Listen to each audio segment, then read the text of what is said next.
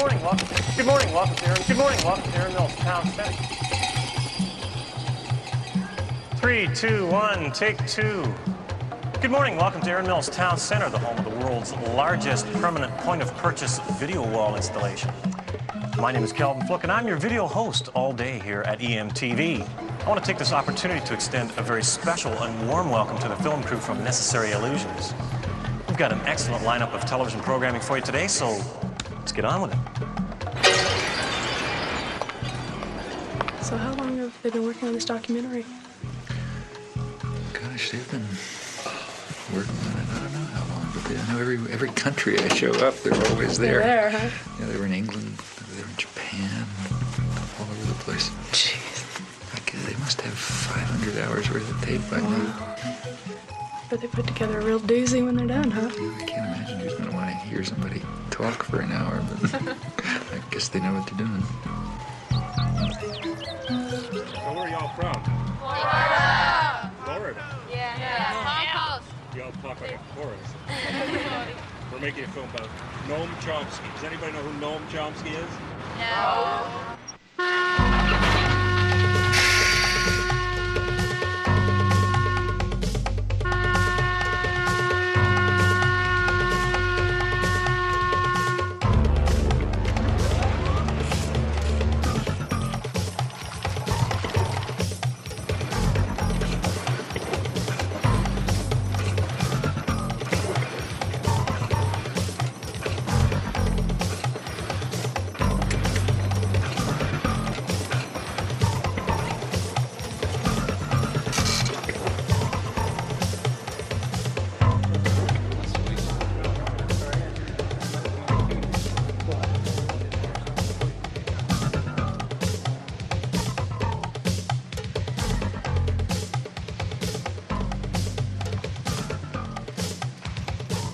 Good afternoon and welcome to Wyoming Talks. My guest today is well-known intellectual Noam Chomsky. Thank you for being on our program today. Very glad to be here. Well, I know probably the main purpose for your trip to Wyoming is to discuss thought control in a democratic society. Now, I'd say I'm just Jane, USA, and I say, well, gee, this is a democratic society, and what do you mean thought control? I make up my own mind. I create my own destiny. What would you say to her? Mm-hmm. Well, I would suggest that Jane take a close look at the way the media operate, the way the public relations industry operates, the extensive thinking that's been going on for a long, long period about the necessity for finding ways to marginalize and control the public in democratic society. But particularly to look at the evidence that's been accumulated about the way the major media, the sort of agenda-setting media, I mean the national press and the television and so on, the way that they shape and control the kinds of opinions that appear, the kinds of information that comes through, the sources to which they go, and so on. And I think that Jane will find some very surprising things about the democratic system.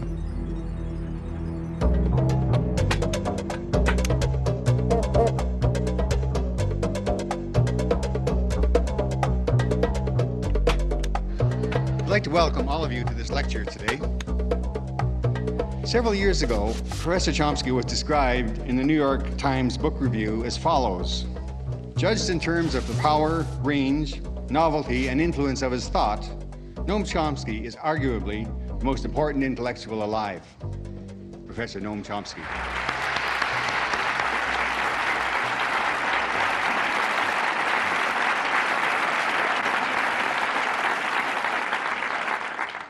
I gather there are some people out behind that blackness there, but if I don't look you in the eye, it's because I don't see you. All I see is the blackness.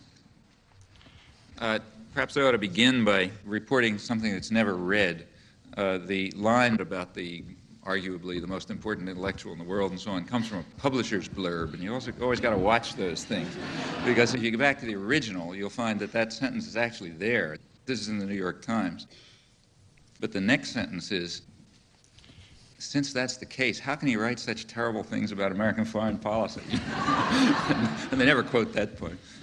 But in fact, if it wasn't for that second sentence, I would begin to think that I'm doing something wrong. And I'm not joking about that. It's true that the emperor doesn't have any clothes, but the emperor doesn't like to be told it. And the emperor's lapdogs, like the New York Times, are not going to enjoy the experience if you do. Good evening, I'm Bill Moyers. What's more dangerous, the big stick or the big lie? Governments have used both against their own people. Tonight I'll be talking with a man who has been thinking about how we can see the developing lie. He says that propaganda is to democracy what violence is to a dictatorship, but he hasn't lost faith in the power of common people to speak up for the truth. You have said that we live entangled in webs of endless deceit, that we live in a highly indoctrinated society where elementary truths are easily buried. Elementary truths such as? Such as the fact that we invaded South Vietnam, or the fact that we're standing in the way of significant, and have for years, of significant moves towards arms negotiation, or the fact that the military system is to a substantial extent, not totally, but to a substantial extent, a mechanism by which the general population is compelled to provide a subsidy to high-technology industry. Since they're not going to do it if you ask them to, you have to deceive them into doing it. I think there are many truths like that, and we don't face them. Do you believe in common sense? I mean, you're absolutely. You do? I believe in Cartesian common sense. I think people have the capacities to see through the deceit in which they're ensnared, but they got to make the effort. Seems a little incongruous to hear a man from the ivory tower of Massachusetts Institute of Technology, a scholar, a distinguished linguistics scholar, talk about common people with such appreciation. I think that scholarship, at least the field that I work in, has the opposite consequences. My own studies in language and human cognition demonstrate, to me at least, what remarkable creativity ordinary people have. The very fact that people talk to one another is a reflection, just in the normal way, I don't mean anything particularly fancy, reflects deep-seated features of human creativity, which in fact separate human beings from any other biological system we know. Tonight, scientists talk to the animals, but are they talking back? The Journal with Barbara Frum and Mary Lou Finley. Communicating with animals is a serious scientific pursuit. This is Noam Chomsky. Nim, jokingly named after the great linguist Noam Chomsky, was the great hope of animal communication in the 1970s. For 4 years, Petito and others coached him in sign language, but in the end, they decided it was a lost cause. Nim could ask for things, but not much more. I would have loved to have a conversation with Nim and understand how he looked at the universe. He failed to communicate that information to me. Now we gave him every opportunity. Noam Chomsky, theorist of language and political activist, has had an extraordinary career. I can think of none like it in recent American history, and few anywhere at any time. He has literally transformed the subject of linguistics. At the same time, he's become one of the most consistent critics of power politics in all its protean guises. Scholar and propagandist, his two careers apparently reinforce each other. In 1957, he published his Syntactic Structures, which began what has frequently been called the Chomskyan Revolution in linguistics. Like a latter-day Copernicus, Chomsky proposed a radically new way of looking at the theory of grammar. Chomsky worked out the formal rules of a universal grammar which generated the specific rules of actual or natural languages. The general approach I'm taking seems to me rather simple-minded and unsophisticated, but nevertheless correct. Maybe I will use the blackboard. Later he came to argue that such systems are innate features of human beings. They belong to the characteristics of the species and have been, in effect, programmed into the genetic equipment of the mind like the machine language in a computer. One needn't be interested in this question. Of course, I am interested in it. And the interesting question from this point of view would be, what is the nature of the initial state? That is, what is human nature in this respect? That, in turn, explains the astonishing You try that next to him. Facility. Facility.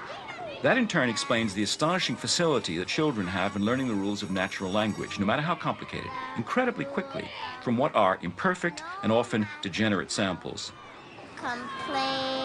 Complicated. It's a complicated word. You know what complicated means? It means it's complicated.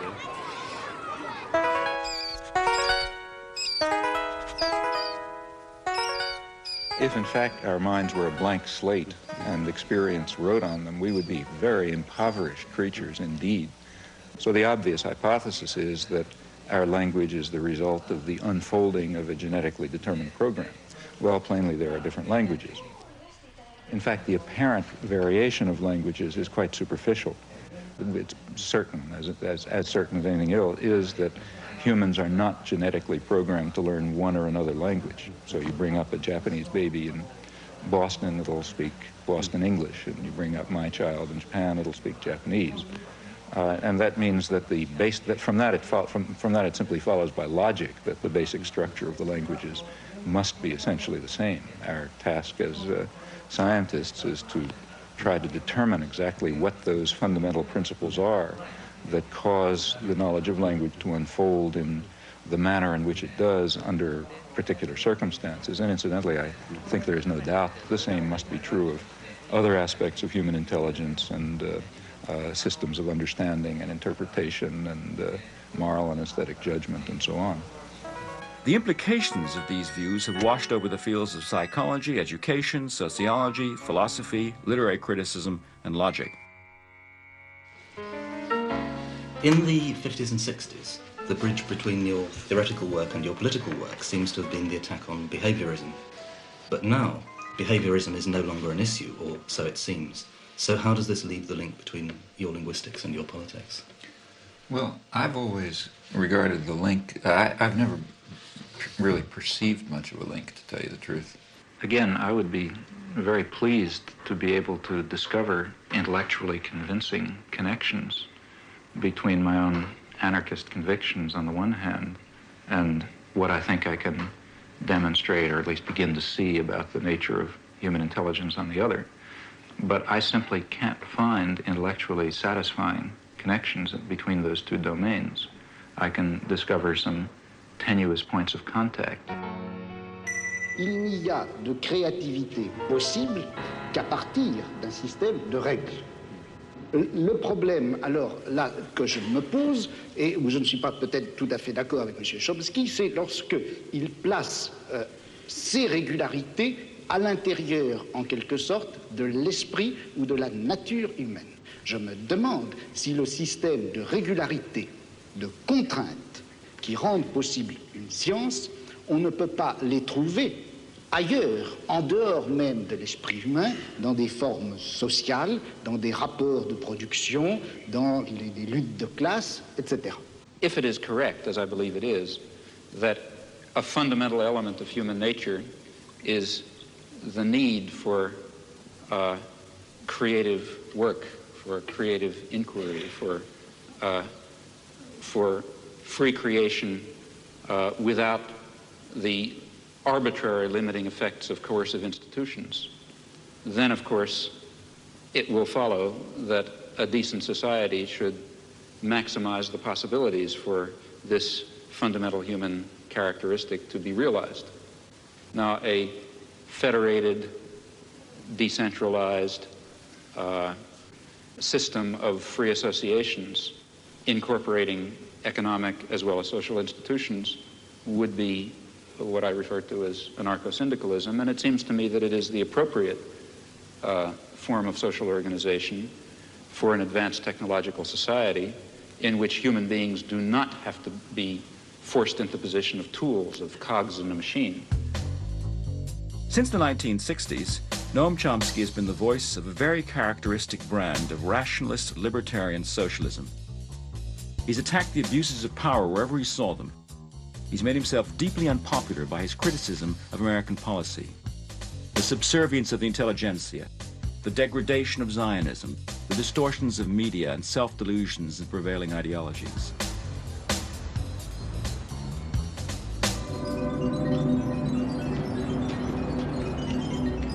under the liberal administrations of the 1960s, the club of academic intellectuals designed and implemented the Vietnam War and other similar, though smaller, actions. This particular community is a very relevant one to consider at a place like MIT because, of course, you're all free to enter this community. In fact, you're invited and encouraged to enter the community of technical intelligentsia and weapons designers and counterinsurgency experts and pragmatic planners of an American empire is one that you have a great deal of inducement to become associated with. The inducements, in fact, are very real. The rewards in power and affluence and prestige and authority are quite real. Jamie. This came with the mail. Be with you in a second.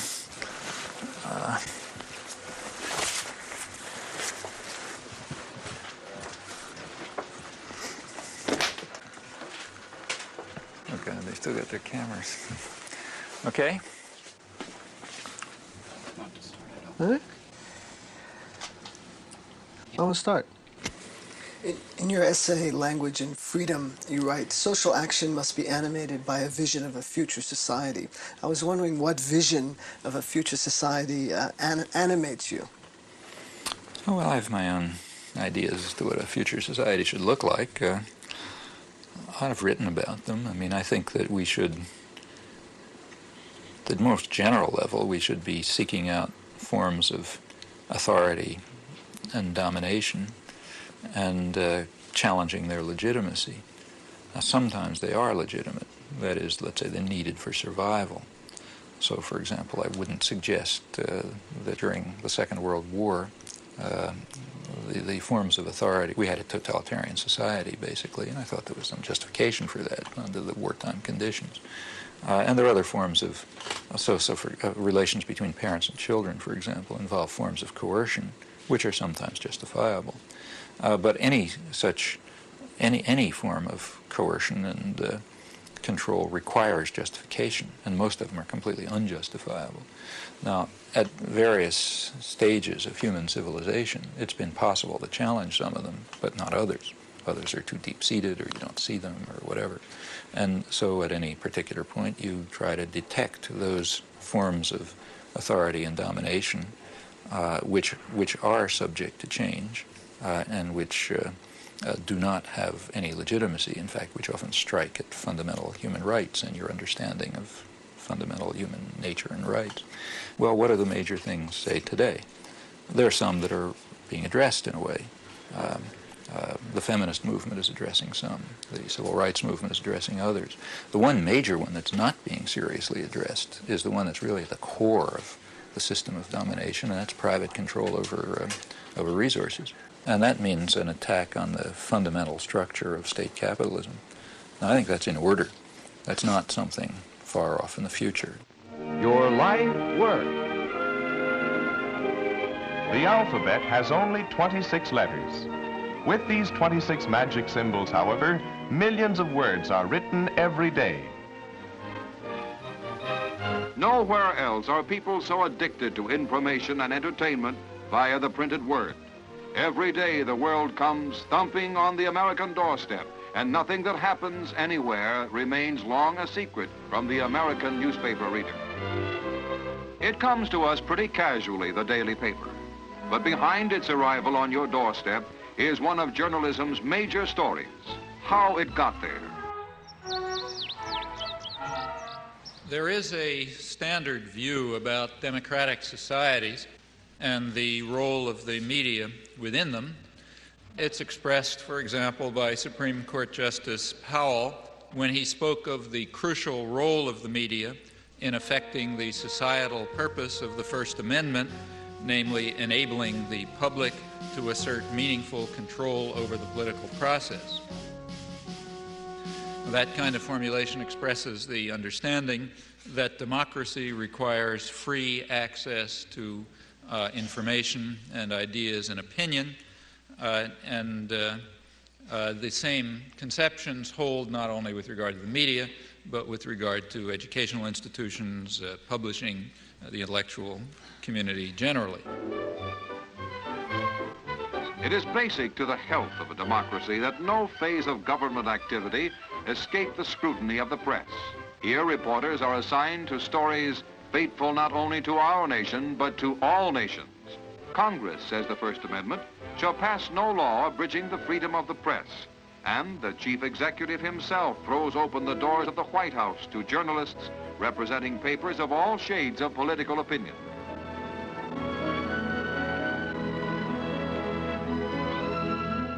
But it is worth bearing in mind that there is a contrary view. And in fact, the contrary view is very widely held and deeply rooted in our own civilization. It goes back to the origins of modern democracy, to the 17th century English Revolution, which was a complicated affair like most popular revolutions. There was a struggle between Parliament, representing largely elements of the gentry and the merchants, and the royalists representing other elite groups, and they fought it out. But like many popular revolutions, there was also a lot of popular ferment going on that was opposed to all of them. There were popular movements that were questioning everything: the relation between master and servant, the right of authority altogether, all kinds of things were being questioned. There was a lot of radical publishing. The printing presses had just come into existence. And this disturbed all the elites on both sides of the Civil War.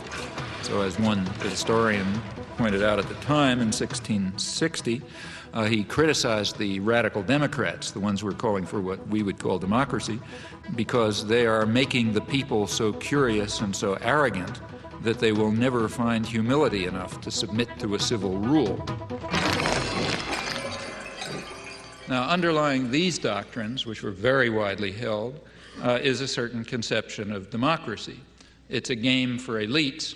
It's not for the ignorant masses who have to be marginalized, diverted, and controlled, of course, for their own good. The same principles were upheld in the American colonies. The dictum of the founding fathers of American democracy that, I'm quoting, the people who own the country ought to govern it, quoting John Jay.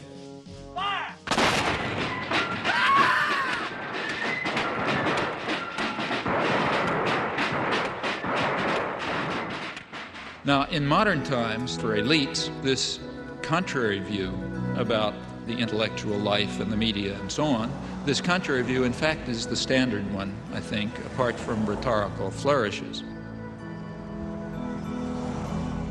From Washington, D.C., he's intellectual, author, and linguist, Professor Noam Chomsky. Manufacturing Consent. What is that title meant to describe?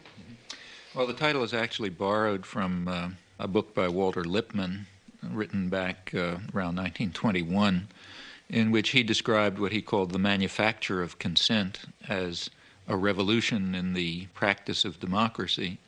What it amounts to is a technique of control. And he said this was useful and necessary because the common interests, the general concerns of all people, elude the public. The public just isn't up to dealing with them, and they have to be the domain of what he called a specialized class. Notice that that's the opposite of the standard view about democracy. There's a version of this expressed by the highly respected moralist and theologian Reinhold Niebuhr, who was very influential on contemporary policymakers. His view was that rationality belongs to the cool observer, but because of the stupidity of the average man, he follows not reason but faith. And this naive faith requires necessary illusion and emotionally potent oversimplifications, which are provided by the myth maker to keep the ordinary person on course.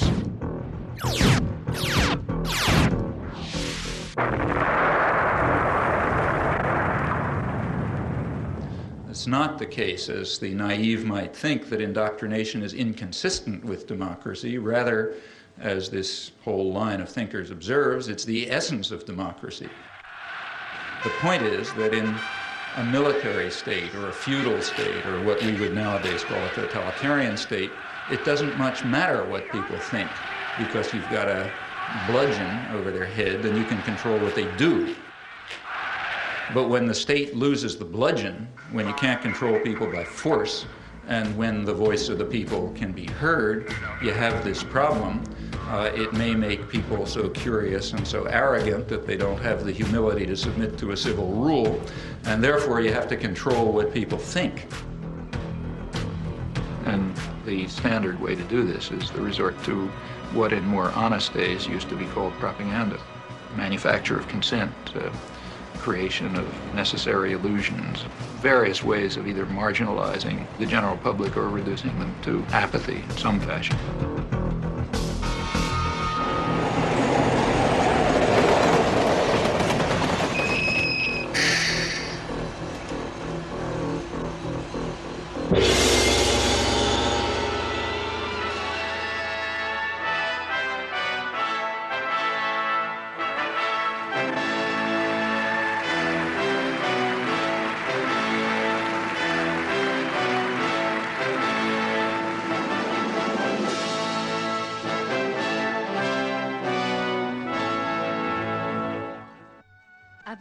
Noam Chomsky教授は1928年 The oldest of two boys, Abram Noam Chomsky, was born in Philadelphia, Pennsylvania in 1928.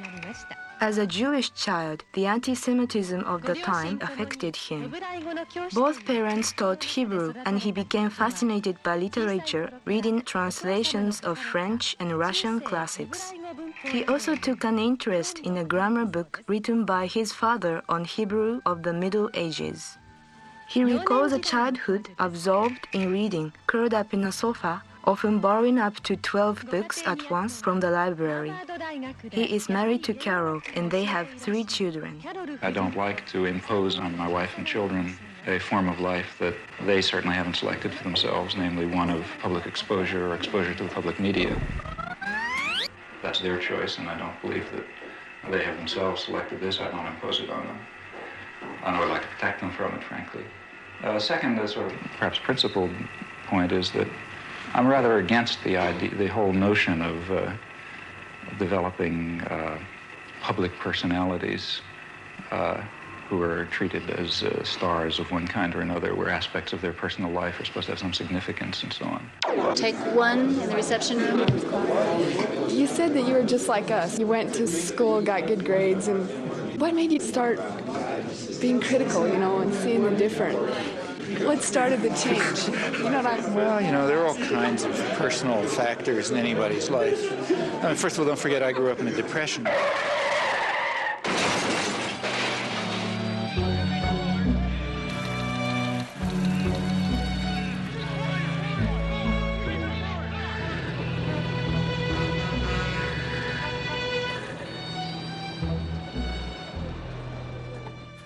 My parents actually happened to have jobs, which was kind of unusual. They were Hebrew school teachers, so sort of lower middle class.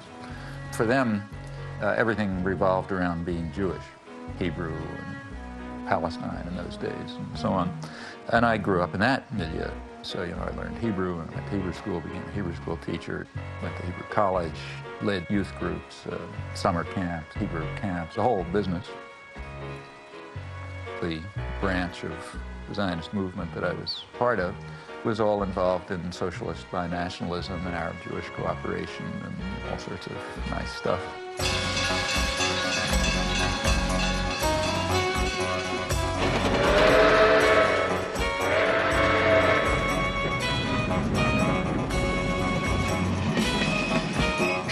What did they think of your hopping on a train and going up to New York and hanging out at anarchist bookstores on 4th Avenue and talking to they didn't mind your because working-class relatives there? I mean, I don't want to totally trust my childhood memories, obviously, but the family was split up. Like a lot of Jewish families, it went in all sorts of directions. There were sectors that were super Orthodox. There were other sectors that were very radical and very assimilated and working-class intellectuals. And that's the sector that I naturally gravitated towards. It was a very lively intellectual culture. For one thing, it was a working-class culture, had working-class values of solidarity, socialist values, and so on. There was a sense somehow things were going to get better. An institutional structure was around, a method of fighting, you know, of organizing, of doing things, which had some hope. And I also had the advantage of having gone to a experimental progressive school, to a Deweyite school, which was quite good, run by a university there. And, you know, there was no such thing as competition. There was no such thing as being a good student. I mean, literally, the concept of being a good student didn't even arise until I got to high school. I went to the academic high school and suddenly discovered I'm a good student, you know, and I hated high school because I had to do all the things you have to do to get into college. But until then, it was kind of a free, pretty open system. And I don't know, there are lots of other things. Well, maybe I just can't cantankerous. As a historian, I have read with interest and amazement your long review article of Gabriel Jackson's Spanish Civil War, and that's a very respectable piece of history, and I can appreciate how much work goes into that. When I did that work? When did you do that? I did that work in the early 1940s when I was about 12 years old.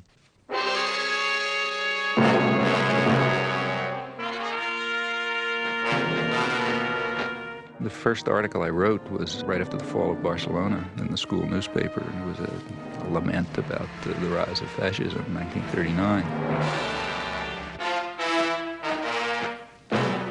Actually, I guess one of the people who was the biggest influence in my life was an uncle who had never gone past 4th grade. He was, you know, had a background in crime, and then left-wing politics and all sorts of things. But he was a hunchback. And as a result, he could get a newsstand in New York. They had some program for people with physical disabilities. And some of you are from New York, I guess. Yeah, well, you know the 72nd Street kiosk? Yes. You know that? Right, that's where I got my political education. At 72nd Street, there's a place where you come out of the subway, and everybody goes towards 72nd Street. And there were 2 newsstands on that side, which were doing fine. And there's 2 newsstands on the back. And nobody comes out the back, you know, and that's where his news is. But it was a very lively place. He was a very bright guy. It was the 30s. There were a lot of emigres, you know, so on. A lot of people were hanging around there. And in the evenings, especially, it was sort of a literary political salon. You know, every kind of guys hanging around, arguing and talking. And as a kid, like I was 11, 12 years old, the biggest excitement was to work the newsstand. You write in Manufacturing Consent that it's the primary function of the mass media in the United States to mobilize public support for the special interests that dominate the government and the private sector. What are those interests? Well, if you want to understand the way any society works, ours or any other, the first place to look is who is in a position to make the decisions that determine the way the society functions. Societies differ, but in ours, the major decisions over what happens in the society, decisions over investment and production and distribution and so on, are in the hands of a relatively concentrated network of major corporations and conglomerates and investment firms and so on. They are also the ones who staff the major executive positions in the government, and they're the ones who own the media, and they're the ones who have to be in a position to make the decisions. They have an overwhelmingly dominant role in the way life happens, you know, what's done in the society. Within the economic system, by law and in principle, they dominate. The control over resources and the need to satisfy their interests imposes very sharp constraints on the political system and the ideological system. When we talk about manufacturing of consent, whose consent is being manufactured? We can, to start with, there are 2 different groups. We can get into more detail. But at the first level of approximation, there's 2 targets for propaganda. One is what's sometimes called the political class. There's maybe 20% of the population, which is relatively educated, more or less articulate. They play some kind of role in decision-making. They're supposed to sort of participate in social life, either as managers or cultural managers, like, say, teachers and writers and so on. They're supposed to vote. They're supposed to play some role in the way economic and political and cultural life goes on. Now, their consent is crucial. It's one group that has to be deeply indoctrinated. Then there's maybe 80% of the population whose main function is to follow orders and not to think. you know, and not to pay attention to anything. And they're the ones who usually pay the costs. All right. Professor Chomsky, Noam, you outlined a model with filters that propaganda is sent through. That's way to the public. Can you briefly outline those? It's basically an institutional analysis of the major media, what we call a propaganda model. We're talking primarily about the national media, those media that sort of set a general agenda that others more or less adhere to the extent that they even pay much attention to national or international affairs. Now, the elite media are the sort of the agenda-setting media. That means the New York Times, the Washington Post, the major television channels, and so on. They set the general framework. Local media more or less adapt to their structure. World News. Gives a soundbite that says that there's a beachhead. I think 628 is a good one. Yeah, but I think 6 is a good start. This is the operative soundbite for us. He's ours. He really knows how the time is. He's got a minute for all the time, so that's. I love this soundbite. Okay, And they do this in all sorts of ways, by selection of topics, by distribution of concerns, by emphasis and framing of issues, by filtering of information, by bounding of debate within certain limits. 2.5 minutes to air. 45 seconds. They determine, they select, they shape, they control, they restrict in order to serve the interests of dominant elite groups in the society. There is an unusual amount of attention focused today on the 5 nations of Central America. This is Democracy's Diary. Here for our instruction are triumphs and disasters, the pattern of life's changing fabric. Here is great journalism, a revelation of the past, a guide to the present, and a clue to the future.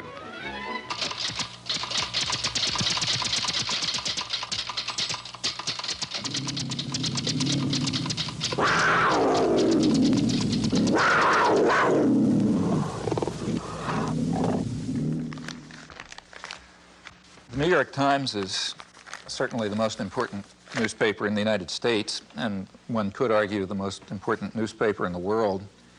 The New York Times plays an enormous role in shaping the perception of the current world on the part of the politically active, educated classes. Also, the New York Times has a special role, and I believe its editors probably feel that they bear a heavy burden in the sense that the New York Times creates history. What happened years ago may have a bearing on what happens tomorrow. Millions of clippings are preserved in the Times library, all indexed for instant use, a priceless archive of events and the men who make them. That is, history is what appears in the New York Times archives, a place where people will go to find out what happened is the New York Times.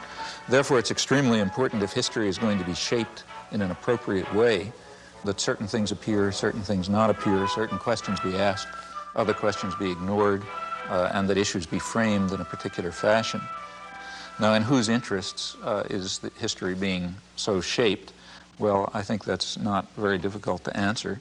The process by which people make up their minds on this is a much more mysterious process than you would ever guess from reading Manufacturing Consent.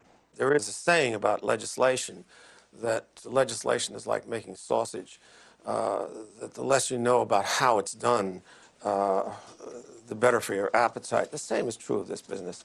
If you're in a conference in which decisions are being made on what to put on page 1 or whatnot, you would get, I think, the impression that important decisions were being made in a flippant and frivolous way. But in fact, given the pressures of time to trying to get things out, you resort to a kind of a shorthand. And you have to fill that paper up every day. It's curious in a kind of a mirror image way that Professor Chomsky is in total accord with Reed Irvine, who at the right-wing end of the spectrum says exactly what Chomsky does about the insinuating influence of the press, of the big media, as, quote, agenda setters, to use one of the great buzzwords of the time.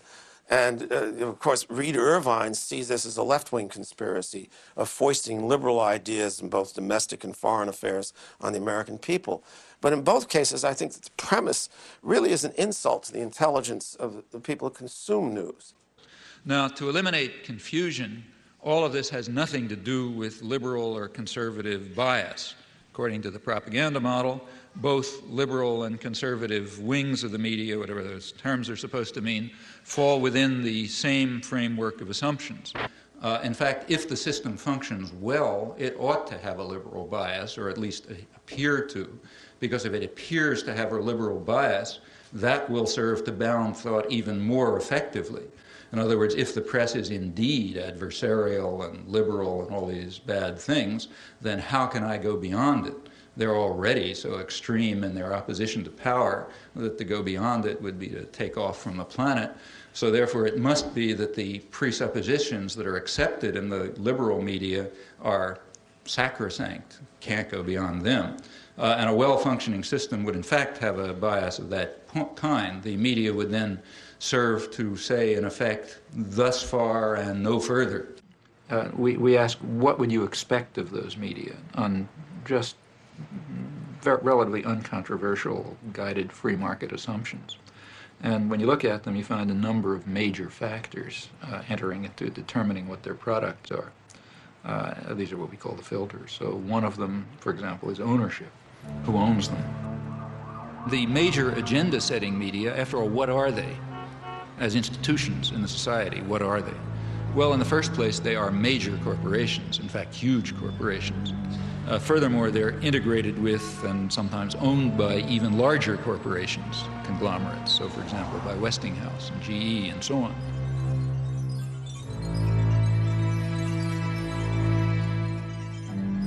What I wanted to know was how specifically the elites control the media. What I mean is, I guess... It's like asking, how do the elites control General Motors? Well, why isn't that a question? I mean, General Motors is an institution of the elites. They don't have to control it. They own it. You know? Except, I guess, at a certain level, I think, like, I guess I work with student press, so I know, like, reporters and stuff. The elites don't control the student press, but I'll tell you something. You try in the student press to do anything that breaks out of conventions, and you're going to have the whole business community around here down on your neck, and the university's going to get threatened, and, you know, I mean, maybe nobody will pay any attention to you, that's possible. But if you get to the point where they don't stop paying attention to you, the pressures will start coming. Because there are people with power. There are people who own the country, and they're not going to let the country get out of control. What do you think about that? This is the old cabal theory that somewhere there's a room with a baize-covered desk, and there are a bunch of capitalists sitting around, and they're pulling strings. These rooms don't exist. I mean, I hate to tell Noam Chomsky this. You don't share that. I think it is the most absolute rubbish I've ever heard. This is the current fashion in the universities.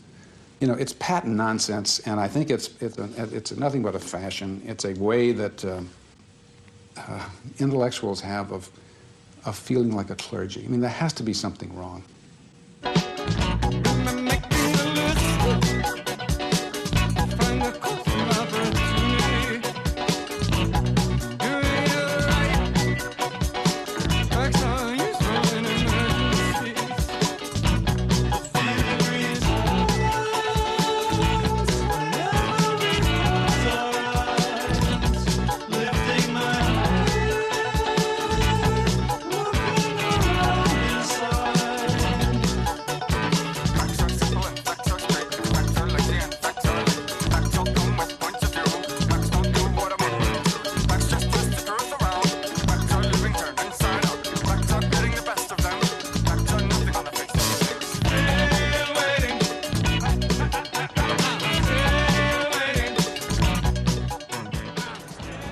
In the first place is major corporations which are parts of even bigger conglomerates.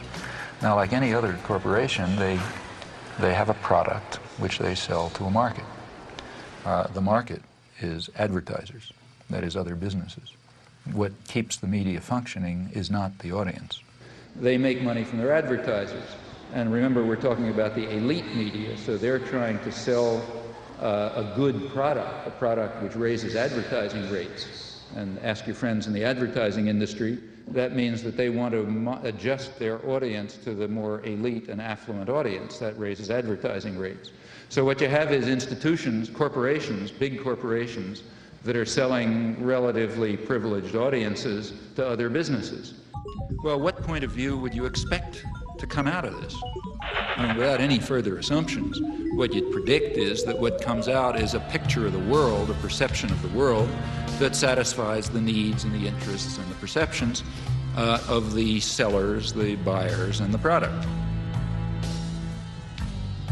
Now, there are many other factors that press in the same direction. If people try to enter the system who don't have that point of view, they're likely to be excluded somewhere along the way. After all, no institution is going to happily design a mechanism to self-destruct. It's not the way institutions function. So they all work to exclude or marginalize or eliminate dissenting voices or alternative perspectives and so on because they're dysfunctional. They're dysfunctional to the institution itself. Do you think you've escaped the ideological indoctrination of the media and of society that you grew up in? Have I? Mm-hmm. Often not. I mean, when I look back and think of the things that I haven't done that I should have done, it's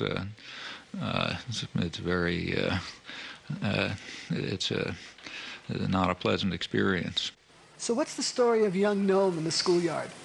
Yeah, I mean, that was a personal thing for me. I don't know why it should interest anyone else, but I do remember. Well, you drew certain conclusions from Well, it. yeah, I mean, it had a big influence on me. I mean, I remember when I was about 6, I guess, first grade.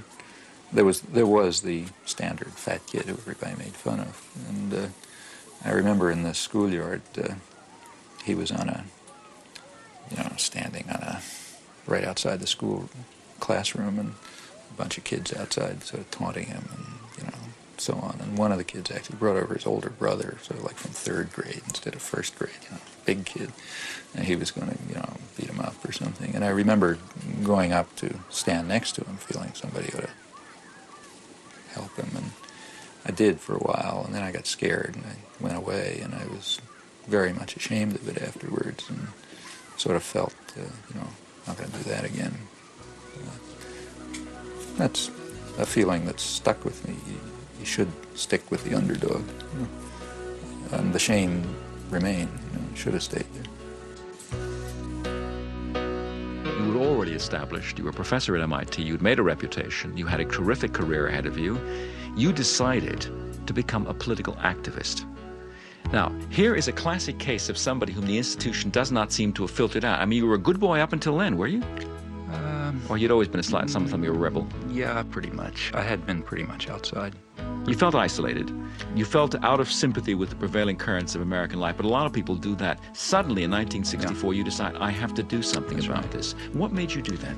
Well, that was a very conscious decision and a very uncomfortable decision because I knew what the consequences would be.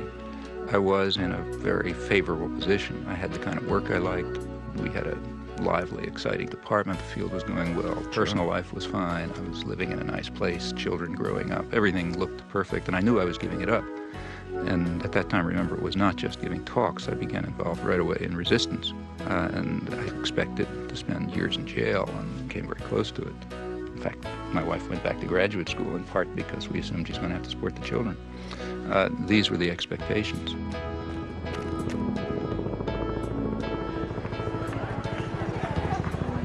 And I recognized that if I returned to these interests, which were the dominant interests of my own youth, life would become very uncomfortable.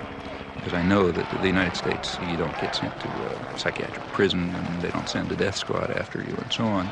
But there are definite penalties for breaking the rules. So these were real decisions. And it simply seemed at that point that it was just hopelessly immoral not to. I'm Noam Chomsky. I'm on the faculty at MIT, and I've been getting more and more heavily involved in anti-war activities for the last few years.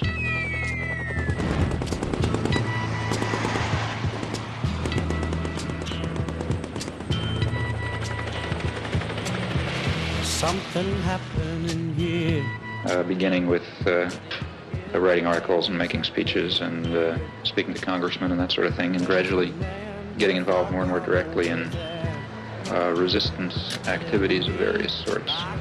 I've come to the feeling myself that the most effective form of political action that is open to a responsible and concerned citizen at the moment is action that really involves direct resistance, refusal to take part in what I think are war crimes, to raise the domestic cost of American aggression overseas through non-participation and support for those who are refusing to take part, in particular draft resistance throughout the country.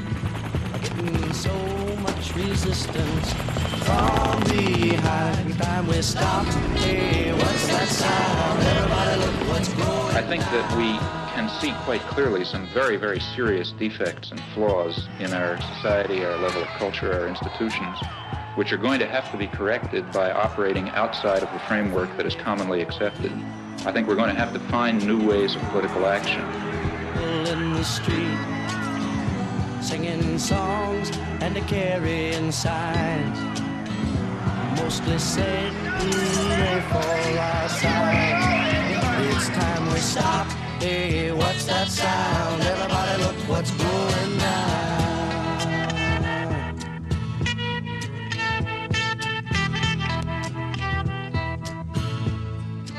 I rejoice in your disposition to argue the Vietnam question, especially when I recognize what an act of self-control this must involve. It does. Sure. It really does. I mean, I think that And this is you're the doing kind very of well. issue You're where doing very well. you know, sometimes I lose my temper. Maybe not tonight. Maybe not tonight. Because if you would, I'd smash you in the goddamn face. You say in your book, reason for not losing my temper. You say the war is simply an obscenity, a depraved act by weak and miserable men. Including all of us. Including myself. Well, including that's the next sentence. Same sentence. Sure, because you count everybody in the company of the guilty. I think that's true in this case. Yeah, but see, one of the points I was this is a sense of theological observation, isn't it? No, I don't think so. Because as somebody points out, if everybody's guilty of everything, then nobody's guilty of anything. No, I don't. Well, no, I don't. I don't believe that. See, I think the point that I'm trying to make, and I think ought to be made, is that the real, at least to me, I say this elsewhere in the book, what seems to me a very, in a sense, terrifying aspect of our society and other societies is the equanimity and the detachment with which sane, reasonable, sensible people can observe such events. I think that's more terrifying than the occasional Hitler or LeMay or other that crops up.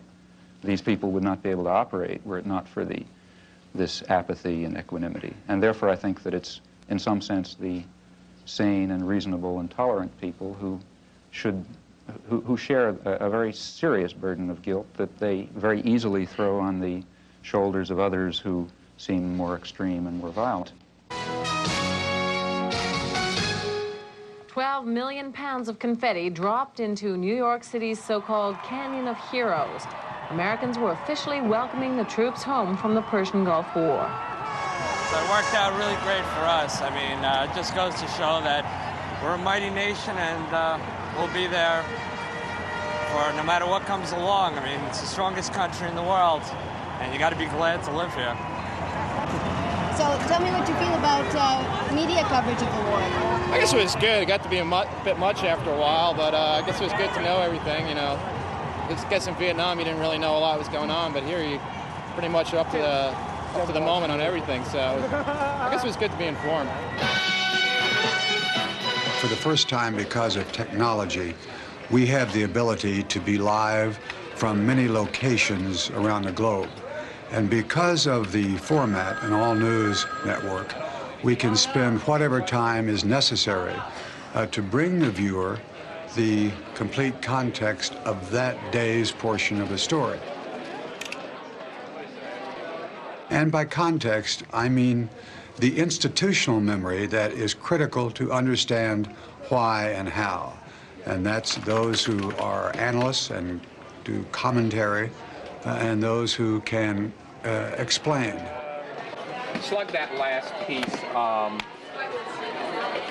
ITN, Israel post-war. David Brinkley once said that you step in front of the camera and you get out of news business and into show business. But nonetheless, that should not in any way subtract or obscure the need for the basic standards of good journalism. Pat, hang tight. Let me give you a lead for Salinger right now, okay? President Bush and Prime Minister Major have closed or have almost rejected the Soviet peace efforts. Okay, in Saudi Arabia, the door is being left open. Rick Salinger is standing by live in Riyadh with the latest. All but closed. Yeah, all but closed. Right. Accuracy, speed, a fair approach, honesty and integrity within the reporter to try and bring the truth, whatever the truth may be. Going to war is a serious business. In a totalitarian society, the dictator just says we're going to war and everybody marches. And with this weapon of human brotherhood in our hands, we are seeing the war for men's minds not as a battle of truth against lies, but as a lasting alliance pledged in faith with all those millions driving forward to create the true new order, the world order of the people first, the people before all. In a democratic society, the theory is that if the political leadership is committed to war, they present reasons, and they got a very heavy burden of proof to meet, because a war is a very catastrophic affair, as this one proved to be. The role of the media at that point is to present the relevant background. For example, the possibilities of peaceful settlement, such as what they may be, have to be presented, and then to present, to offer a forum, in fact, encourage a forum of debate over this very dread decision to go to war and, in this case, kill hundreds of thousands of people and leave two countries wrecked and so on. That never happened. There was never, well, you know, when I say never, I mean 99.9% of the discussion excluded the option of a peaceful settlement. At Washington's Office of War Information falls one of the most vital and constructive tasks of this war. This is a people's war, and to win it, the people ought to know as much about it as they can. This office will do its best to tell the truth and nothing but the truth, both at home and abroad.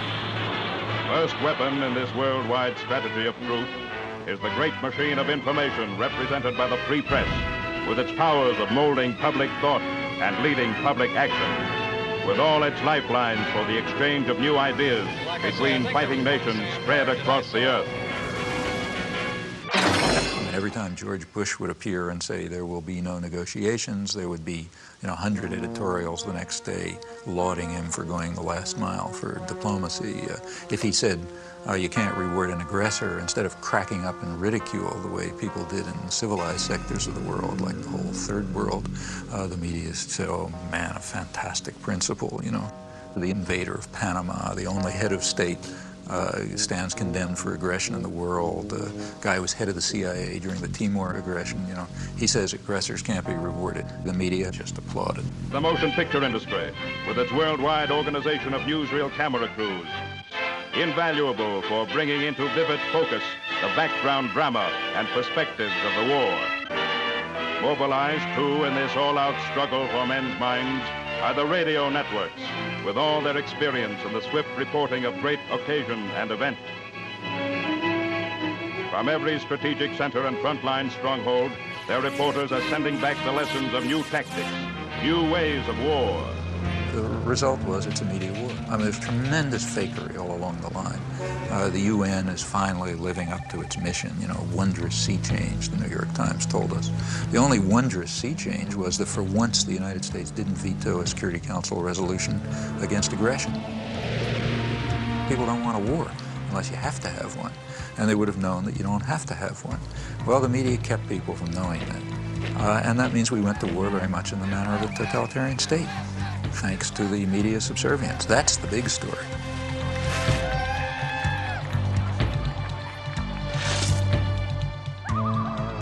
Now, remember, I'm not talking about a small radio station in Laramie. I'm talking about the national agenda-setting media.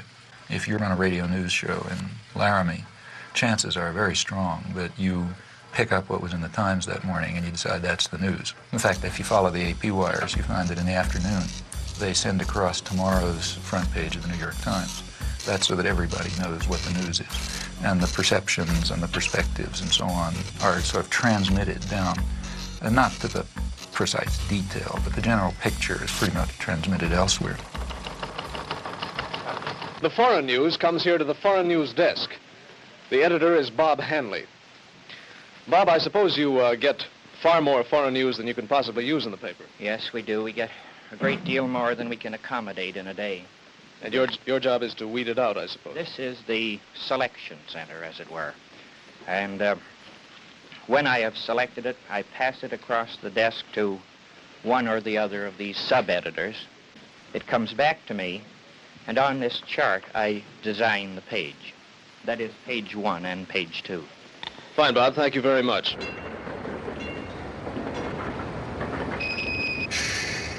Why do you want to make a film about media? Well, Such a nice, quiet town. it's a beautiful town. Well, we're making a film about the mass media, so we thought, whatever, Oh, yeah. what a good place You to want to know come. where they got the name? So maybe you could start by introducing yourself. Yes, I'm Bowden Senko. I'm the Main Street manager and the executive director of the Media Business Authority, and we are in Media, Delaware County, in the southeastern part of Pennsylvania. Media is called everybody's hometown. The motto was developed as a way to promote the community. We're a very high promotion conscious community. When you walk through media, you'll be treated very well, and you find that people have taken the idea of being everybody's hometown to heart. The local paper, the Talk of the Town. The Town Talk. Do you read that? Yes, I read the Town Talk, yes. What do you think the difference is between the Wall Street Journal and the Talk Oh, of well, I mean, the Town Talk is completely local news, and it's fun, it's nice to read, it's interesting. You read about your neighbors and see what's going on in the school district and things like that. We're in business to make bucks, just like the big daily newspapers and just like the big radio stations, and we do quite well. And rightfully so, because we work very hard at it. I just want to show you a copy of the paper here, the way it is this week. It's plastic wrapped on all four sides, weatherproof, and hung on everybody's front door. And many times you'll find that this paper runs well over 100 pages a week. This particular edition, you have to remember there are 5 editions. This happens to be the Central Delaware County edition, which is the edition that covers Media, Pennsylvania. What you see here now is the advertising and composition department. Say hello, guys, will you? Hi. Hi there.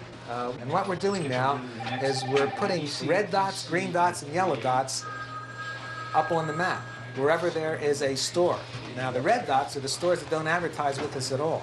The green dots are the ones that advertise with us every week, and the yellow dots are the ones that would run sporadically. Do you have any special? Now, we have computer printouts of every one of these stores, and what we do is we take the printouts of all the red dots, which are the bad guys, and what our idea is to turn these red dots into yellow dots, and turn the yellow dots into green dots, and eventually make them all green dots, so 100% of the stores and 100% of the merchants and the service people advertise in our newspaper every week.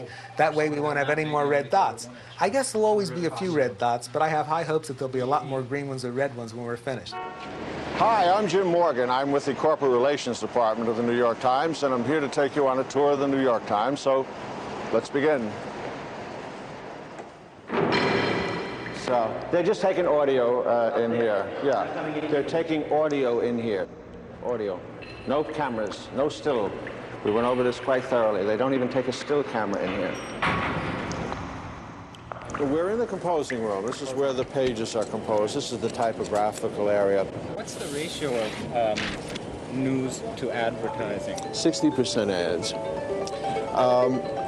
This might seem big, but it is average, in fact, below average. Our 60% might include, on some days, maybe 20 pages of classified advertising all to itself, where the rest of the newspapers weighted much heavier news to advertising. But the paper in its entirety, every day, large or small, is 60 ads, 40 news.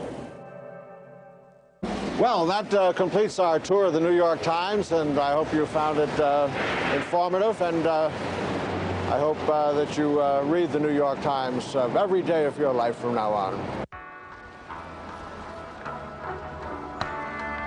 Now, there are other media, too, whose basic social role is quite different.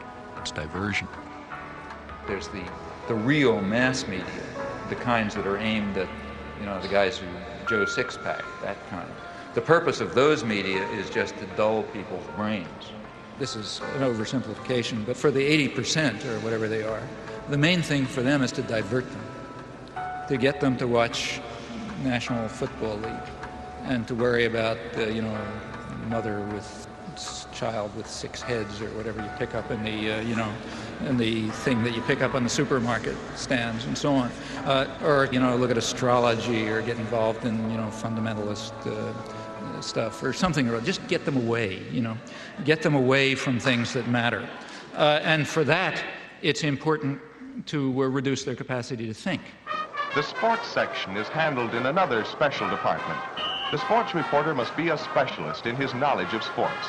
He gets his story right at the sporting event and often sends it into his paper play by play. Take, say, sports. That's another crucial example of the indoctrination system, in my view. For one thing, because it offers people something to pay attention to that's of no importance. That keeps them from worrying about, keeps them from worrying about things that matter to their lives that they might have some idea about doing something about. And in fact, it's striking to see the intelligence that's used by ordinary people in sports. I mean, you listen to radio stations where people call in. They have the most exotic information and understanding about, all kind of arcane issues. And the press undoubtedly does a lot with this. I remember in high school already, I was pretty old, I suddenly asked myself at one point, why do I care if my high school team wins the football game? I mean, I don't know anybody on the team, I mean, they have nothing to do with me. I mean, why am I cheering for my team? It doesn't make any sense, But the point is, it does make sense. It's a way of building up irrational attitudes of submission to authority and, group cohesion behind, leadership elements. In fact, it's training in irrational jingoism. That's also a feature of competitive sports. I think if you look closely at these things, I think typically they do have functions. And that's why energy is devoted to supporting them and creating a basis for them, and advertisers are willing to pay for them and so on. I'd like to ask you a question essentially about the methodology in studying the propaganda model and how would one go about doing that? Well, there are a number of ways to proceed. One obvious way is to try to find more or less paired examples. History doesn't offer true controlled experiments, but it often comes pretty close. So one can find atrocities or abuses of one sort that on the one hand are committed by official enemies and on the other hand are committed by friends and allies or by the favored state itself, by the United States in the U.S. case. And the question is whether the media accept the government framework or whether they use the same agenda, the same set of questions, the same criteria for dealing with the two cases as any honest outside observer would do. If you think America's involvement in the war in Southeast Asia is over, think again. The Khmer Rouge are the most genocidal people on the face of the earth. Peter Jennings reporting from the killing fields, Thursday. I mean, the great act of genocide in the modern period is Pol Pot, 1975 through 1978. That atrocity, I think it would be hard to find any example of a comparable outrage and outpouring of fury and so on and so forth. So that's one atrocity. Well, it just happens that in that case, history did set up a controlled experiment. Have you ever heard of a place called East Timor? Can't say that I have. Where? East Timor? Nope. No, huh? Well, it happens that right at that time there's another atrocity, very similar in character, but differing in one respect. We were responsible for it, not Pol Pot. Hello, I'm Louise Penny, and this is Radio Noon. If you've been listening to the program fairly regularly over the last few months, you'll know East Timor has come into the conversation more than once, particularly when we were talking about foreign aid and also the war and a new world order. People wondered why, if the UN was serious about a new world order, no one was doing anything to help East Timor. The area was invaded by Indonesia in 1975. There are reports of atrocities against the Timorese people, and yet Canada and other nations have consistently voted against UN resolutions to end the occupation. Today, we're going to take a closer look at East Timor, what's happened to it, and why the international community is doing nothing to help. One of the people who have been most active is Elaine Bruyere, a photojournalist from British Columbia. She's the founder of the East Timor Alert Network, and she joins me in studio now. Hello. Hi. One tragedy compounding a tragedy is that a lot of people don't know much about East Timor. Where is it? East Timor is just north of Australia, about 420 kilometers, and it's right between the Indian and Pacific Oceans. Just south of East Timor is a deep-water sea lane, perfect for U.S. submarines to pass through. There's also huge oil reserves there. One of the unique things about East Timor is that it's truly one of the last surviving ancient civilizations in that part of the world. The Timorese spoke 30 different languages and dialects amongst a group of 700,000 people. Today, less than 5% of the world's people live like the East Timorese, basically self-reliant. They live really outside of the global economic system. Small societies like the East Timorese are much more democratic and much more egalitarian, and there's much more sharing of power and wealth. Before the Indonesians invaded, most people lived in small rural villages.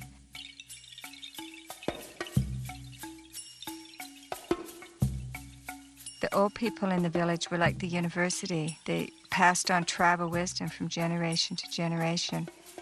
Children grew up in a safe, stimulating, nurturing environment.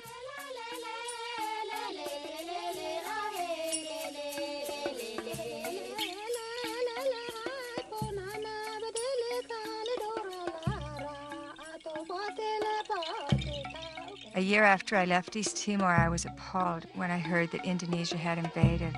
They didn't want a small, independent country setting an example for the region. East Timor was a Portuguese colony. Indonesia had no claim to it, and in fact stated that they had no claim to it. During the period of colonization, there was a good deal of politicization that different groups developed. A civil war broke out in August '75.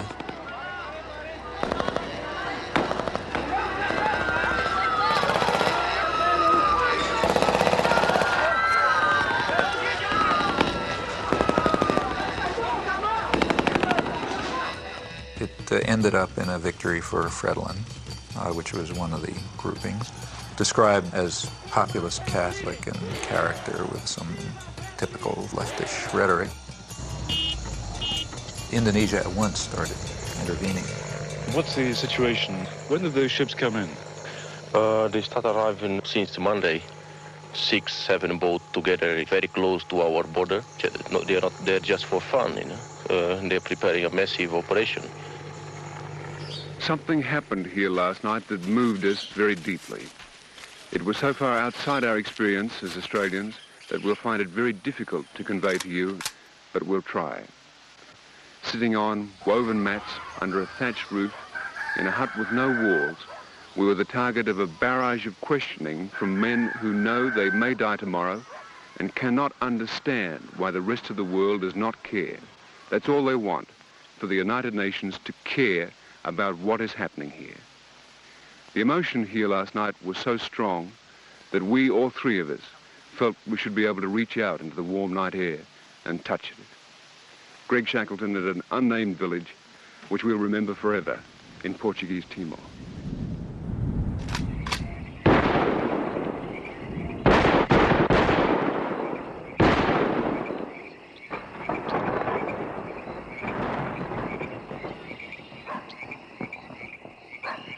Ford and Kissinger visited Jakarta, I think it was December 5th. We know that they had requested that Indonesia delay the invasion until after they left because it would be too embarrassing. And within hours, I think, after they left, the invasion took place on December 7th. What happened on December 7th in 1975 is just one of the great evil deeds of history. Early in the morning, bombs began dropping on Dili. The number of troops that invaded Dili that day almost outnumbered the entire population of the town. And for 2 or 3 weeks, they just killed people. E quando eu ouvi dizer fogo, eu deitei-me logo, pus-me logo no chão. Pus-me no chão e só senti os corpos a caírem por cima de mim, pareciam folhas, né? caíram por cima de mim. E acompanhado de gritos, outros a chamarem pela mãe, a esposa, né? Aquilo era mesmo terrível. This council must consider Indonesian aggression against East Timor as the main issue of the discussion. When the Indonesians invaded, the UN reacted as it always does, calling for sanctions and condemnation and so on. Various watered-down resolutions were passed, but the U.S. was very clearly not going to allow anything to work.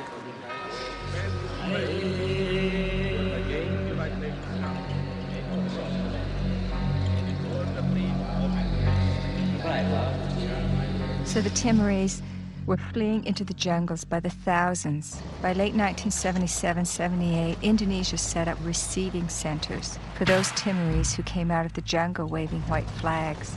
Those the Indonesians thought were more educated or who were suspected of belonging to Frelimo or other opposition parties were immediately killed. They took women aside and flew them off to Dili in helicopters for use by the Indonesian soldiers. They killed children and babies. But in those days, their main strategy and their main weapon was starvation. By 1978, it was approaching really genocidal levels. The church and other sources estimated about 200,000 people killed. The U.S. backed it all the way. The U.S. provided 90% of the arms. Right after the invasion, arms shipments were stepped up. When the Indonesians actually began to run out of arms in 1978, the Carter administration moved in and increased arms sales, and other Western countries did the same. Canada, England, Holland, and everybody who could make a buck was in there trying to make sure they could kill more Timorese. There is no Western concern for issues of aggression, atrocities, human rights abuses, and so on, if there's a profit to be made from them. Nothing could show it more clearly than this case. It wasn't that nobody had ever heard of East Timor. Crucial to remember that there was plenty of coverage in the New York Times and elsewhere before the invasion. The reason was that there was concern at the time over the breakup of the Portuguese Empire and what that would mean. There was a fear that it would lead to independence or Russian influence or whatever. After the Indonesians invaded, the coverage dropped. There was some, but it was strictly from the point of view of the State Department and Indonesian generals, never a Timorese refugee. As the atrocities reached their maximum peak in 1978, when it really was becoming genocidal, coverage dropped to zero in the United States and Canada, the two countries I've looked at closely, literally dropped to zero. All this was going on at exactly the same time as the great protest of outrage over Cambodia. The level of atrocities was comparable. In relative terms, it was probably considerably higher in Timor. It turns out right in Cambodia in the preceding years, 1970 through 1975, there was also a comparable atrocity for which we were responsible.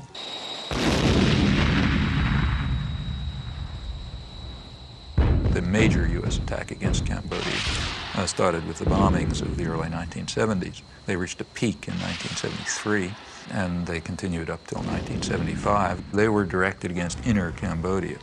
Very little is known about them because the media wanted it to be secret. They knew it was going on, they just didn't want to know what was happening. The CIA estimates about 600,000 killed during that 5-year period, which is mostly either U.S. bombing or a U.S.-sponsored war. So that's pretty significant killing. But also the conditions in which it left Cambodia were such that high U.S. officials predicted that about 1 million people would die in the aftermath just from hunger and disease because of the wreckage of the country. Pretty good evidence from U.S. government sources and scholarly sources that the intense bombardment was a significant force, maybe a critical force in building up peasant support for the Khmer Rouge, who before that were a pretty marginal element. Well, that's just the wrong story. After 1975, atrocities continued, and that became the right story, because now they're being carried out by the bad guys.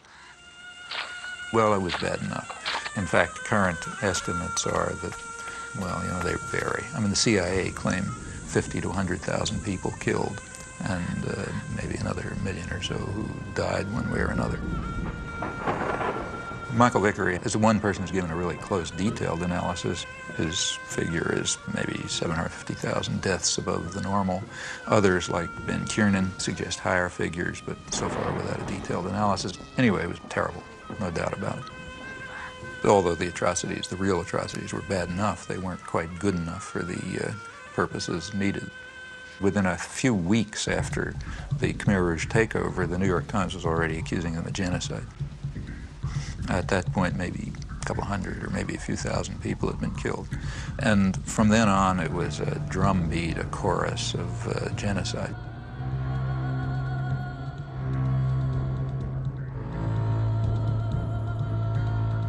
The big bestseller on Cambodia, Pol Pot, is called Murder in a Gentle Land. Up until April 17th, 1975, was a gentle land of peaceful, smiling people, and after that, some horrible Holocaust took place. Very quickly, a figure of 2 million killed was hit upon. In fact, what was claimed was that the Khmer Rouge boast of having murdered 2 million people. The facts are very dramatic. In the case of atrocities committed by the official enemy, extraordinary show of outrage, exaggeration, no evidence required, faked photographs are fine, anything goes. Also, a vast amount of lying. I mean, an amount of lying that would have made Stalin cringe. It was fraudulent, and we know that it was fraudulent by looking at the response to comparable atrocities for which the United States was responsible.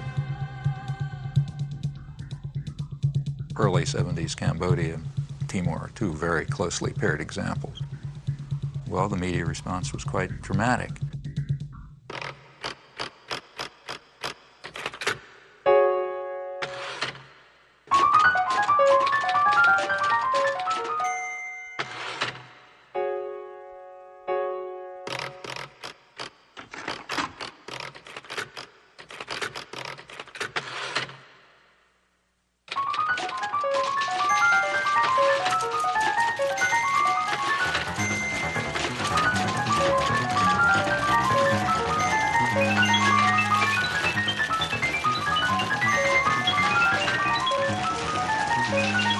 Back in 1980, I taught a course at Tufts University. Well, Chomsky came around to this class. He made a very powerful case that the press underplayed the fact that the Indonesian government annexed this former Portuguese colony in 1975. And that if you compare it, for example, with Cambodia, where there was acreage of things, that this was a communist atrocity, whereas the other was not a communist atrocity. Well, I got quite interested in this, and I went to talk to the then deputy foreign editor of the Times. And I said, you know, we've had very poor coverage on this. And he said, you're absolutely right. There are a dozen atrocities around the world that we don't cover. This is one for various reasons. So I took it up. I was working as a reporter and writer for a small alternative radio program in upstate New York, and we received audio tapes of interviews with Timorese leaders. And we were quite surprised that, given the level of American involvement, that there was not more coverage, indeed practically any coverage, of the large-scale Indonesian killing in the mainstream American media. We formed a small group of people to try to monitor this situation and see what we could do over time to alert public opinion to what was actually happening in East Timor. There were literally about half a dozen people who simply dedicated themselves with great commitment to getting the story to break through. And they reached a couple of people in Congress. They got to me, for example. I was able to testify at the UN and write some things. They kept at it. Whatever is known about the subject essentially comes from their work. There's not much else. I wrote first an editorial called An Unjust War in East Timor. It had a map, and it said exactly what had happened. We then ran a dozen other editorials on it. They were read, they were entered in the congressional record, and several congressmen then took up the cause, and then something was done in Congress as a result of this. The fact that the editorial page of the New York Times on Christmas Eve published that editorial put our work on a very different level. And it gave a great deal of legitimacy to something that we were trying to advance for a long time, and that was the idea and the reality that a major tragedy was unfolding in East Timor. if one takes literally the various theories that Professor Chomsky puts out, one would feel that there is a tacit conspiracy between the establishment press and the government in Washington to focus on certain things and ignore certain things, so that if we broke the rules, that we would instantly get a reaction, a sharp reaction from the overlords in Washington, who would say, hey, what are you doing speaking up on East Timor? We're trying to keep that quiet. We didn't hear a thing. What we did hear, and this was quite interesting, is that there was a guy named Arnold Cohn, and he became a one-person lobby. I appreciate the nice things that Karl Meyer said about me in his interview, but I object to the notion that a one-man lobby was formed or anything like that. I think that if there weren't a large network composed of the American Catholic Bishops' Conference, composed of other church groups, composed of human rights groups, composed of simply concerned citizens and others, and a network of concern within the news media, I think that it would have been impossible to do anything at all at any time, and it certainly would have been impossible to sustain things for as long as they've been sustained. Professor Chomsky and a lot of people who engage in this kind of press analysis have one thing in common. Most of them have never worked for a newspaper. Many of them know very little about how newspapers work. When Chomsky came around, he had with him a file of all the coverage in the New York Times, the Washington Post, and other papers of East Timor. And he would go to the meticulous degree that if, for example, the London Times had a piece on East Timor, and then it appeared in the New York Times, that if a paragraph was cut out, he'd compare and he'd say, look, this key paragraph right near the end, which is really what tells the whole story, was left out of the New York Times version of the London Times thing.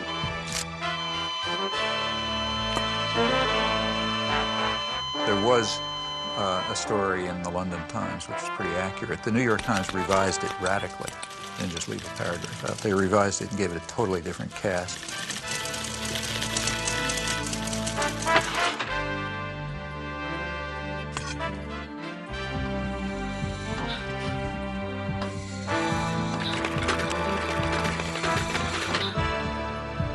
It was then picked up by Newsweek, giving it the New York Times cast. It ended up being a whitewash, whereas the original was an atrocity story. So I said to Chomsky at the time, I said, well, it may be that you're misinterpreting ignorance, haste, deadline pressure, etc., for some kind of determined effort to suppress an element of the story. He said, well, if it happened once or twice or three times, I might agree with you, but if it happens a dozen times, Mr. Meyer, I think there's something else at work. And it's not a matter of happening 1 time, 2 times, 5 times, 100 times. It happened all the time. I said, Professor Chomsky, having been in this business, it happens a dozen times. These are very imperfect institutions. When they did give coverage, it was from the point of view of, it was a whitewash of the United States. Now, you know, that's not an error. That's systematic, consistent behavior, in this case, without even any exception. This is a much more subtle process than you get in the kind of the sledgehammer rhetoric of the people that make a to B equation between what the government does, what people think, and what newspapers say. That sometimes what the Times does can make an enormous difference. At other times, it has no influence whatsoever. So one of the greatest tragedies of our age is still happening in East Timor. The Indonesians have killed up to 1/3 of the population. They're in concentration camps. They conduct large-scale military campaigns against the people who are resisting. Campaigns with names like Operation Eradicate or Operation Clean Sweep. Timorese women are subjected to a forced birth control program. In addition, they're bringing in a constant stream of Indonesian settlers to take over the land. Whenever people are brave enough to take to the streets in demonstrations or show the least sign of resistance, they just massacre them. It's sort of like Indonesia. If we allow them to continue to stay in East Timor, the international community, they will simply digest East Timor and turn it into, trying to turn it into cash crop. I mean, this is way beyond just demonstrating the subservience of the media to power. I mean, they have real complicity in genocide in this case. The reason that the atrocities can go on is because nobody knows about them. If anyone knew about them, there'd be protests and pressure to stop them. So therefore, by suppressing the facts, the media are making a major contribution to some of probably the worst act of genocide since the Holocaust. You say that what the media do is to ignore certain kinds of atrocities that are committed by us and our friends, and to play up enormously atrocities that are committed by them and our enemies. And you posit that there's a test of integrity and moral honesty, which is to have a kind of equality of treatment of corpses. Equality of principles. I mean, that every dead person should be in principle equal to every other dead person. That's not what I say at all. Well, I'm glad that's not what you say, because in fact, that's not what you do. Of course it's not what I do, nor would I say it. That's I mean, right. In fact, I say the opposite. What I say is that we should be responsible for our own actions primarily. Because your method is not only to ignore the corpses created by them, but also to ignore corpses that are created by neither side, but which are irrelevant to your ideological agenda. Totally untrue. Well, let me give you an example. Okay. One of your own causes that you take very seriously is the cause of the Palestinians, and a Palestinian corpse weighs very heavily on your conscience, and yet a Kurdish corpse does not. That's not true at all. I've been involved in Kurdish support groups for years. That's absolutely true. That's absolutely false. I mean, just ask the people who are involved in, I mean, you know, they come to me, I sign their petitions and so on and so forth. In fact, if you look at the things we've written, I mean, let's take a look. I mean, I'm not Amnesty International. I can't do everything. I'm a single person. But if you read, say, take a look, say, at the book that Edward Herman and I wrote on this topic. In it, we discuss 3 kinds of atrocities. What we called benign bloodbaths, which nobody cares about, constructive bloodbaths, which are the ones we like, and nefarious bloodbaths, which are the ones that the bad guys do. The principle that I think we ought to follow is not the one that you stated. You know, it's a very simple ethical point. You're responsible for the predictable consequences of your actions. You're not responsible for the predictable consequences of somebody else's actions. The most important thing for me and for you is to think about the consequences of your actions. What can you affect? These are the things to keep in mind. These are not just academic exercises. We're not analyzing the media on Mars or in the 18th century or something like that.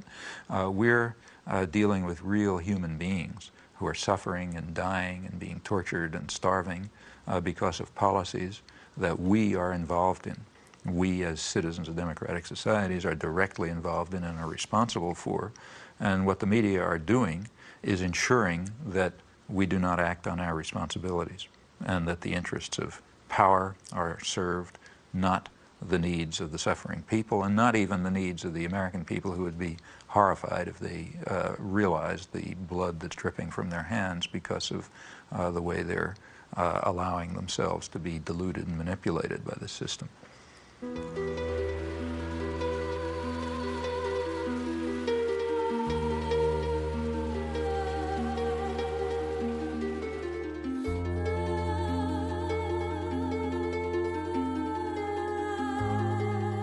What about the third world? Well, despite everything, and it's pretty ugly and awful, these struggles are not over. The struggle for freedom and independence never is completely over.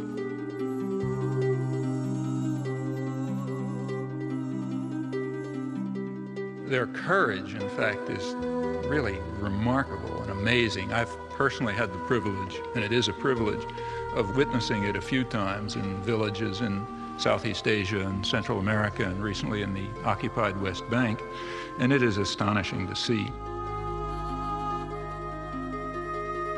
And it's always amazing, at least to me it's amazing, I can't understand it. It's also very moving and very inspiring. In fact, it's kind of awe-inspiring. Now, they rely very crucially on a very slim margin for survival that's provided by dissidence and turbulence within the imperial societies. And how large that margin is for us to determine.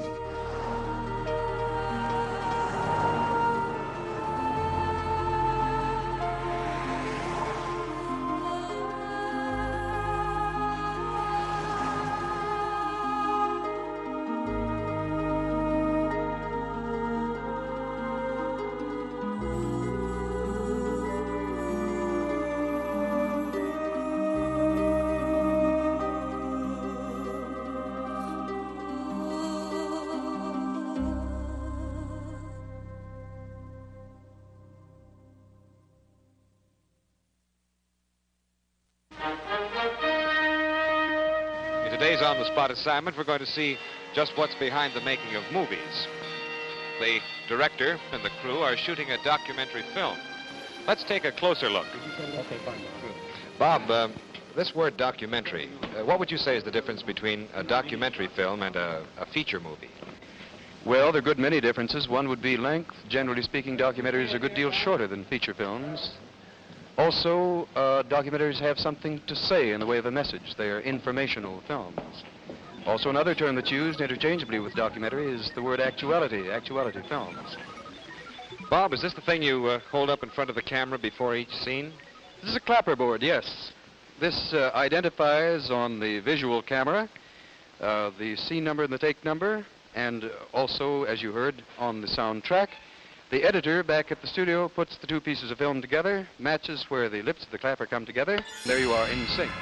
Before the break, you were mentioning the media putting forth the information that the power elite want.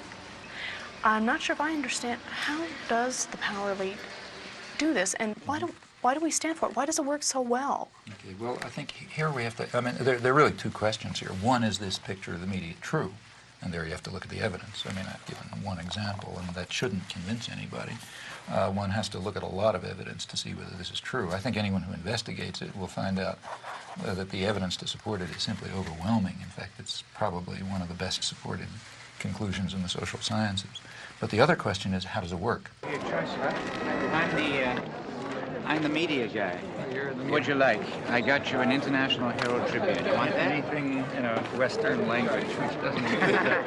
What do you got? Financial Times, absolutely. That's the only paper that tells the truth. Did you get the one where they've been debating back and forth? NRC Handelsblatt. Handelsblatt. Okay, that's the...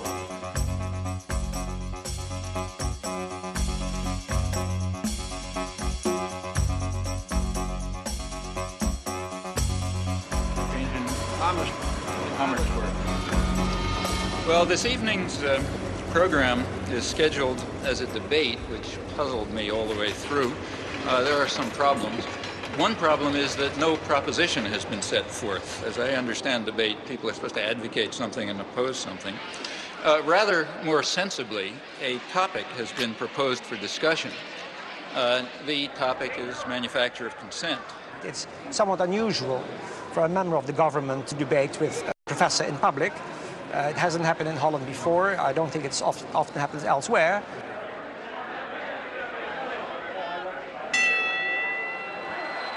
Mr. Borgestein, the floor is yours. Now, we all know that a theory can never be established merely by examples. It can only be established by showing some internal inherent logic. Professor Chomsky has not done so. Professor Chomsky?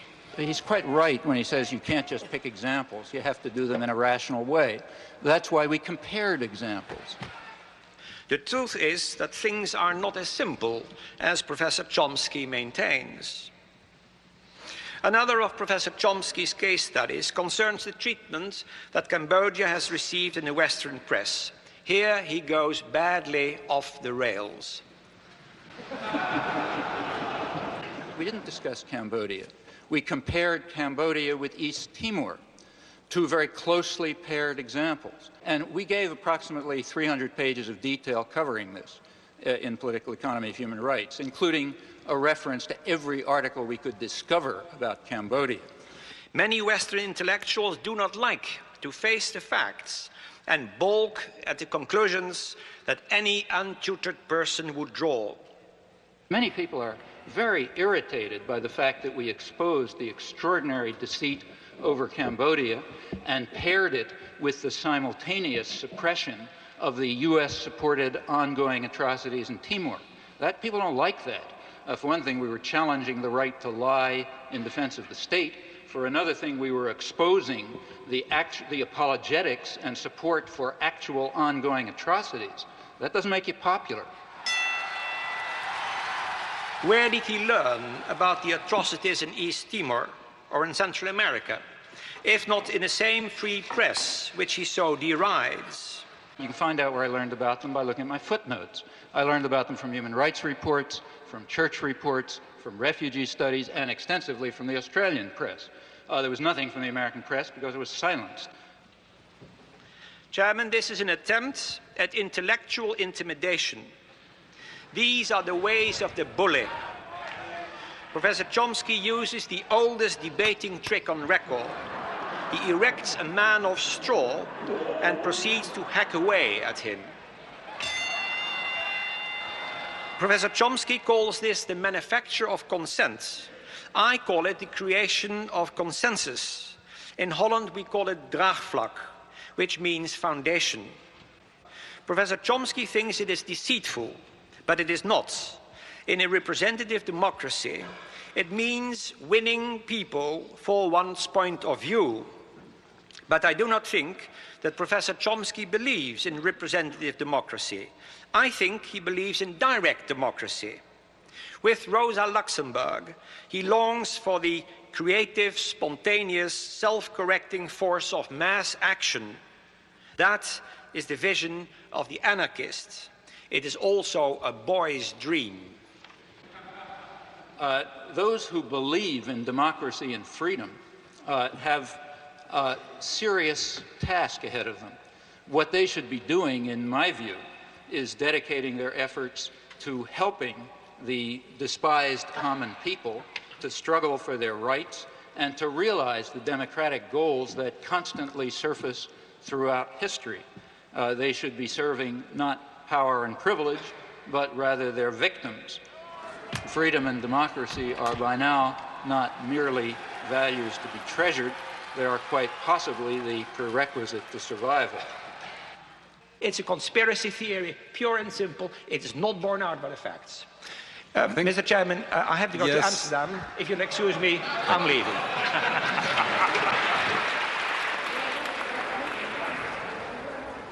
One thing is sure. Their consent has not been manufactured tonight. There is nothing more remote from what I'm discussing, or what we have been discussing, than a conspiracy theory.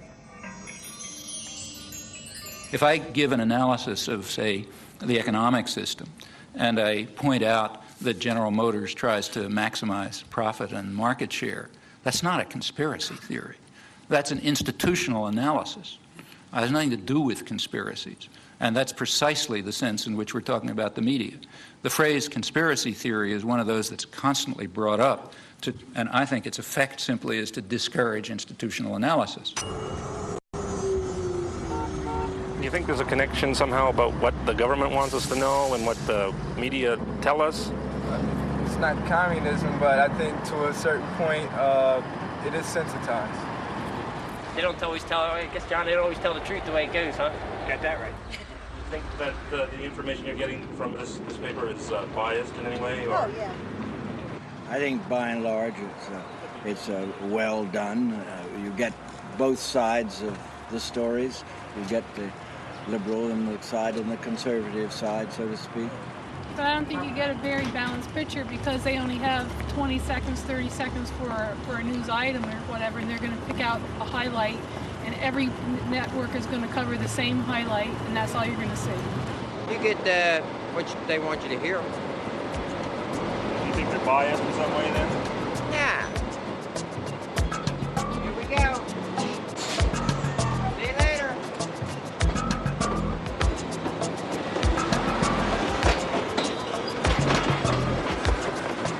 Is it possible for the lights to get a little brighter so we can see somebody out there?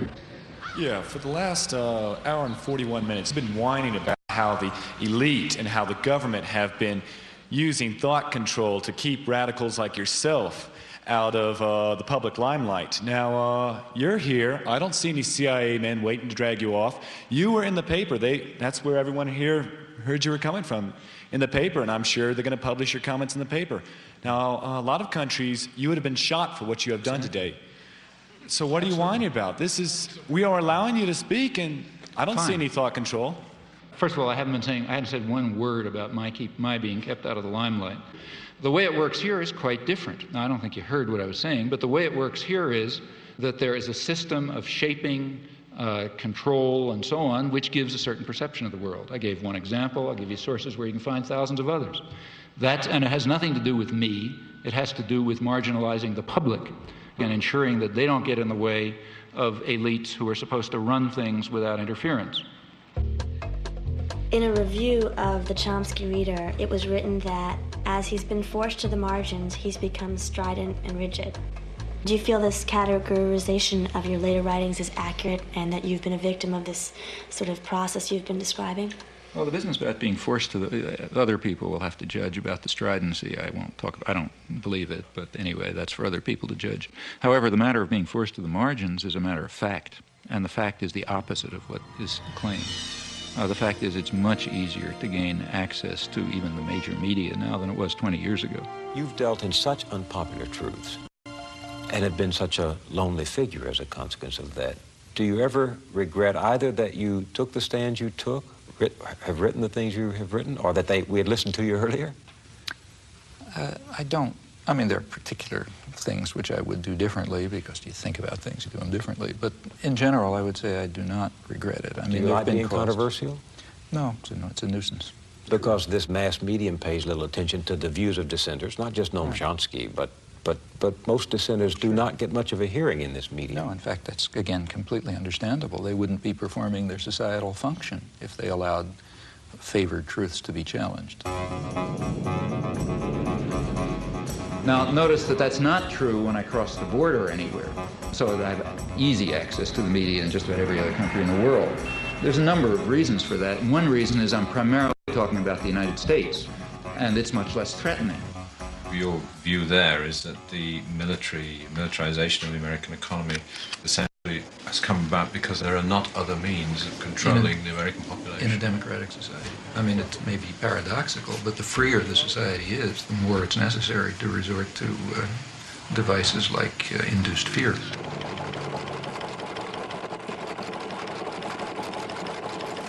Okay, I'll go along with that. Arguably, he is the most important intellectual alive today.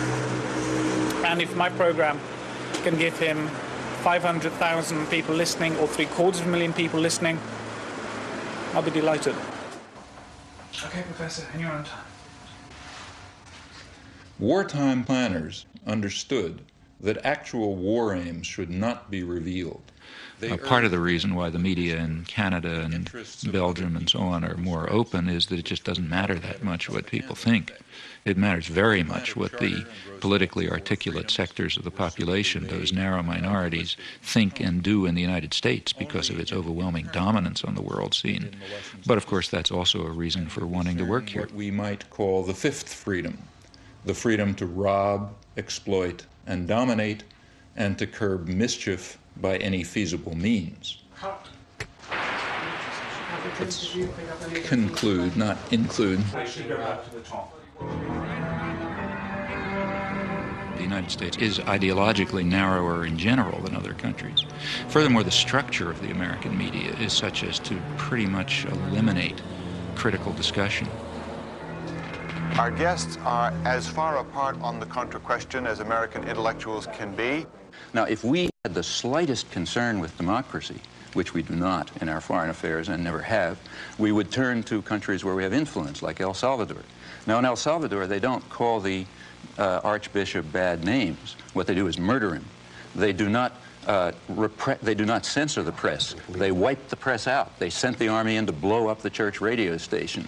The editor of the independent newspaper was found in a ditch, mutilated and cut to pieces with machete. May I continue? I did not interrupt you. Don't you ever want to put a time value on anything you say, or do you want to lie systematically? I'm talking about 1980. You are a systematic liar.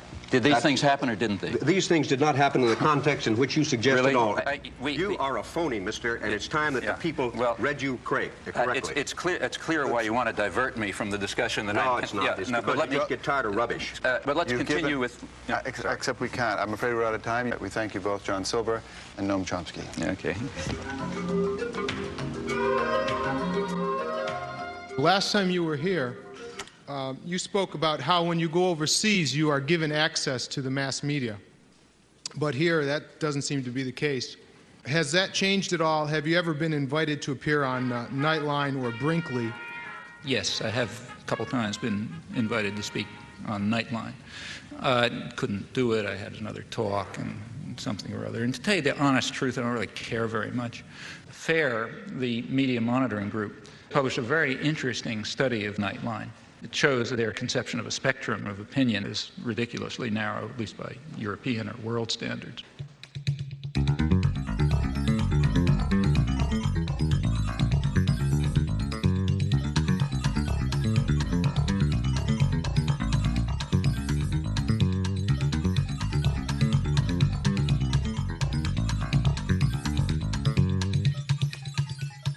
Let me tell you a personal experience. I happened to be in Madison, Wisconsin, on a listener-supported radio station, community radio station, a very good one. I was having an interview with the news director. I've been on that program dozens of times, usually by telephone. And he's very good. He gets to all sorts of people. And he started the interview by playing for me a tape of an interview that he had just had and had broadcast with the guy who's some mucky-muck in Nightline. I think his name is Jeff Greenfield or some such name. Does that name mean anything? I'm Jeff Greenfield for Nightline in New York. What about just in the selection of guests to analyze things? Why is Noam Chomsky never on Nightline? I couldn't begin to tell you. He's one of the leading intellectuals in the entire world. I have no idea. I mean, I can make some guesses. He may be one of the leading intellectuals who can't talk on television. You know, that's a standard that's very important to us. If you got a 22-minute show and a guy takes 5 minutes to warm up, now I don't know whether Chomsky does or not, he's out. One of the reasons why Nightline has the usual suspects is one of the things you have to do when you book a show is know that the person can make the point within the framework of television. And if people don't like that, they should understand it is about as sensible to book somebody who will take 8 minutes to give an answer as it is to book somebody who doesn't speak English. But in the normal given flow, that's another culture-bound thing. We got to have English-speaking people. We also need concision. So Greenfield, or whatever his name is, hit the nail on the head. The U.S. media are alone in that it is, you must meet the condition of concision. You got to say things between two commercials or in 600 words. And that's a very important fact, because the beauty of concision, you know, saying a couple of sentences between two commercials, the beauty of that is that you can only repeat conventional thoughts. I was reading Chomsky 20 years ago. I think his notion, didn't he co-author a new book called Engineering Consent or The Manufacturing of Consent? Mm-hmm. I mean, some of that stuff to me looks like it's from Neptune. This is the first time the Neptune system has been seen clearly by human eyes. These pictures, taken only hours ago by Voyager 2, are its latest contribution. You know, he's perfectly entitled to say that I'm seeing it through a prism, too. But my view of that, of his notions about the limits of debate in this country, is absolutely wacko. Suppose I get up on Nightline, say, and I'm given whatever it is, 2 minutes, and I say Gaddafi's a terrorist, Khomeini's a murderer, you know, et cetera, et cetera. The Russians, you know, invaded Afghanistan, all this sort of stuff. I don't need any evidence. Everybody just nods. On the other hand, suppose you say something that just isn't regurgitating conventional pieties. Suppose you say something that's the least bit unexpected or controversial. Suppose you say, I mean, the biggest international terror operations that are known are the ones that are run out of Washington. Or suppose you say, what happened in the 1980s is the U.S. government was driven underground. Suppose I say the United States is invading South Vietnam, as it was. The best political leaders are the ones who are lazy and corrupt. If the Nuremberg laws were applied, then every post-war American president would have been hanged. The Bible is probably the most genocidal book in our total canon. Education is a system of imposed ignorance. There's no more morality in world affairs fundamentally than there was in the time of Genghis Khan. They're just different, they're just different factors to be concerned with. Now, Chomsky, thank you. Well, people will quite reasonably expect to know what you mean. Why did you say that? I never heard that before. If you said that, you better have a reason, you better have some evidence. In fact, you better have a lot of evidence, because that's a pretty startling comment. You can't give evidence if you're stuck with concision. That's the genius of this structural constraint. And in my view, if people like, say, Nightline and McNeil Lehrer and so on were smarter, if they were better propagandists, they would let dissidents on. Let them on more, in fact. The reason is that they would sound like they're from Neptune. Then comes our special conversation on the Middle East crisis. Tonight's is with the activist, writer, and professor Noam Chomsky. Again, there has been an offer on the table, which we rejected, an Iraqi offer last April, to eliminate their chemical and other unconventional arsenals if Israel were to simultaneously do the same. We rejected it, but I think that should be pursued as well. Sorry to interrupt you. I have to end it there. That's the end of our time. Professor Chomsky, thank you very much for joining us. AT&T has supported the McNeil-era News Hour since 1983 because quality information and quality communications is our idea of a good connection. AT&T, the right choice. Oh, okay. If you just could you just sit there for half a second? It's just for two shot. That's all, and then we can do everything else with that. Okay. Yeah. What about the mic? Is that a problem or not? Mark, I think there's some stuff hanging around here. Right. The idea of this one is it's just a shot where I'm seen talking to you and you're seen listening to me. I'll ask you though if you don't speak to me or move your lips so that I can be seen to be asking you a question. The reason for the shot is simply this. I'm used to it. Okay. Just don't talk to me and I'll keep going. That's the thing. The reason for the shot, I'll explain it through because I usually find that's the easiest way to do it. The reason for this shot is I need a shot where you're sitting and seen, listening to me while I'm asking you a question. We can use the shot to introduce you, explain who you are, where you fit into the piece I'm doing. But if you don't speak to me, I can also use... Got it? Okay. Thanks for your time. Righto. If there is a narrower range of opinion in the United States, and it is harder to express a variety of different opinions, why do you live in the U.S.? Well, I think well, first of all, it's my country, and secondly, it's in many ways, as I said before, it's the freest country in the world. I think there's more possibilities for change here than in any other country I know. But again, comparatively speaking, it's the country where the state is probably most restricted. But isn't that what you should be looking at comparatively rather than in absolute terms? But you don't create that impression. On the contrary, well, maybe I don't give the impression. I certainly say it often enough. What I've said over and over again, and I've been saying it all tonight, I've written it 1,000,000 times, is that the United States is a very free society. It's also a very rich society. Of course, the United States is a scandal from the point of view of its wealth. Given the natural advantages that the United States has in terms of resources and lack of enemies and so on, the United States should have a level of health and welfare and so on that's, an order of magnitude beyond anybody else in the world. We don't. The United States is last among 20 industrialized societies in infant mortality. That's a scandal of American capitalism. And it ends up being a very free society, which does a lot of rotten things in the world. Okay? There's no contradiction there. Greece was a free society by the standards of Athens. It was also a vicious society from the point of view of its imperial behavior. There's virtually no correlation between maybe none, between the internal freedom of a society and its external behavior. You start your line of discussion at a moment that is historically useful for you. That's why I say you pick the beginning. Of the post-war world is that the communist imperialists, by the use of terrorism, by deprivation of freedom, have contributed to the continuing bloodshed. And the sad thing about it is not only the bloodshed, but the fact that they seem to dispossess you of the power of rational observation. May I say something? Sure. I think that's about 5% true, and or maybe 10% true. It certainly is true. Why do you give that? May I complete a sentence? Sure. It's perfectly true that there were areas of the world, in particular Eastern Europe, where Stalinist imperialism very brutally took control and still maintains control. But there are also very vast areas of the world where we were doing the same thing. And there's quite an interplay in the Cold War. You see, what you just described is I believe, a mythology about the Cold War, which might have been tenable 10 years ago, but which is quite inconsistent with contemporary scholarship. Ask a Czech.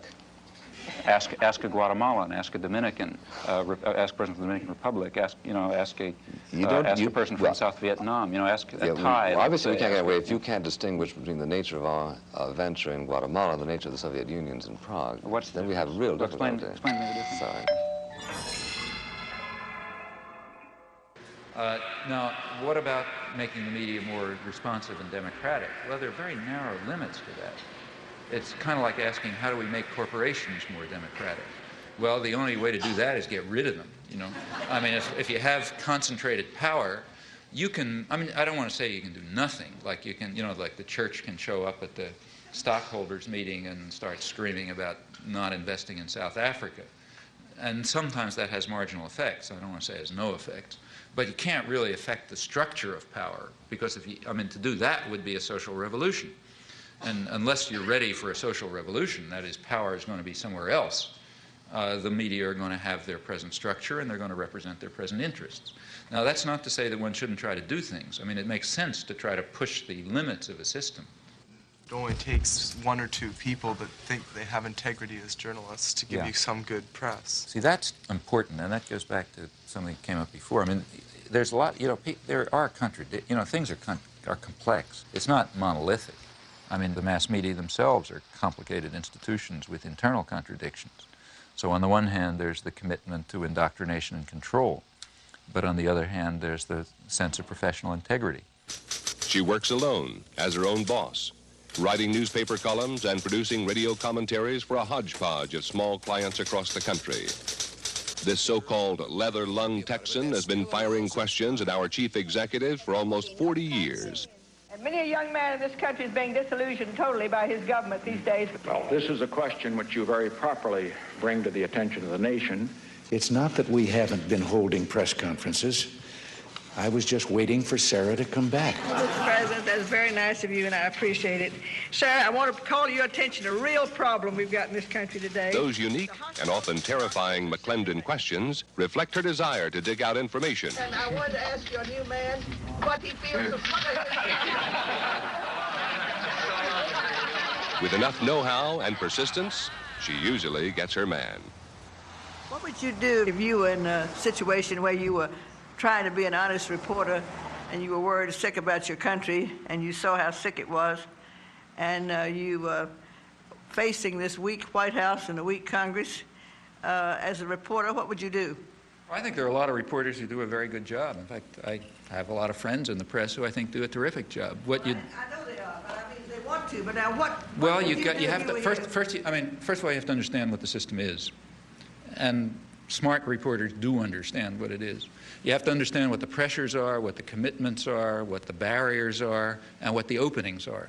Like right after the Iran-Contra hearings, a lot of good reporters understood, well, things are going to be a little more open for a couple of months. So they could ram through stories that they knew they couldn't even talk about before. After Watergate.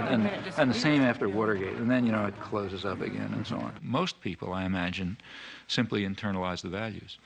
That's the easiest way and the most successful way. You just internalize the values, and then you regard yourself, in a way, correctly as acting perfectly freely. All right, let's get to the White House now, where I think veteran correspondent Frank Sesno could tell us a little bit about self-censorship. That inertial guidance system's always going on, isn't it? Is there any formal censorship there? Well, there's no self-censorship, Reed. If somebody tells me something, I'm going to pass it on, unless there's a particular and compelling reason not to. I can't deny that I wouldn't like to have access to the Oval Office and all the same maps and charts and graphs that the president's looking at, but that's not possible, it's not realistic, and it's probably not even desirable.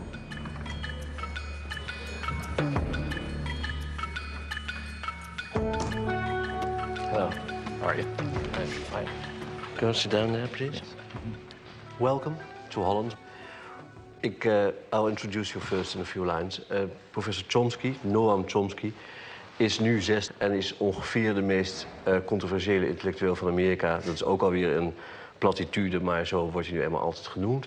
Chomsky has been called the Einstein of modern linguistics. The New York Times has said he's arguably the most important intellectual alive today. But his presence here has sparked a protest. This book that has poisoned the world, and all liar in there. And as a Vietnamese people, we come here to burn the book. Vietnam! Vietnam! He said that in Vietnam there's no violation of human rights and no crime in Cambodia is wrong. Chomsky he's a professor.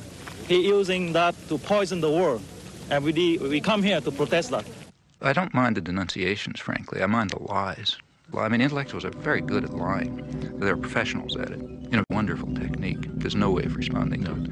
If somebody calls you, an anti-Semite, what can you say? I'm not an anti-Semite. Or, somebody says you're a racist, you're a Nazi or something. You always lose. I mean, the person who throws in the mud always wins because there's no way of responding to such charges. Professor Chomsky seems to believe that the people he criticizes fall into one of two classes, liars or dupes. Consider what happened when I discussed the case of Robert Faurisson. Let me recall the facts. Let's not go into details, please, because the details happen to be important. Yes, but I have only one question on the Faurisson question. Do the facts matter or don't they matter? Of course they do. Well, let me tell you what the facts are then. Faurisson says that the massacre of the Jews in the Holocaust is a historic lie. No, this is an important one. It has a lot to do with the topic. Your views are extremely controversial, and perhaps one of the things that has been most controversial and you've been most strongly criticized for was your defense of a French intellectual who was suspended from his university post for contending that there were no Nazi death camps in World War II. My name is Robert Faurisson. I am 60. I am university professor in Lyon, France. Behind me, you may see the courthouse of Paris, the Palais de Justice. In this place, I was convicted many times at the beginning of the 80s. I was charged by 9 associations, mostly Jewish associations, for inciting hatred, racial hatred, for racial defamation, for damage by falsifying a story. Professor Chomsky and a number of other intellectuals signed a petition in which Faurisson is called a respected professor of literature who merely tried to make his findings public. Perhaps we can start with just the story of Robert Faurisson and your involvement. More than 500 people signed, maybe 600, mostly universitaires, scholars. And what happened to the other 499 of them? How come we only hear about Chomsky's signature? Well, I think it's because Chomsky is in himself a kind of political power. I signed a petition calling on the tribunal to defend his civil rights. At that point, the French press, which apparently has no conception of freedom of speech, concluded that since I had called for his civil rights, I was therefore defending his theses. Faurisson then published a book in which he tried to prove that the Nazi gas chambers never existed. What we deny is that there was an extermination program and an extermination actually, especially in gas chambers or gas vans. The book contains a preface written by Professor Chomsky in which he calls Faurisson a relatively apolitical sort of liberal. A communist is a man, a Jew is a man, a Nazi is a man, I am a man. Are you a Nazi? I am not a Nazi. How would you describe yourself politically? Nothing. Preface that you wrote, whether you attached it. That's not the preface that I wrote, because I never wrote a preface, and you know that I never wrote a preface.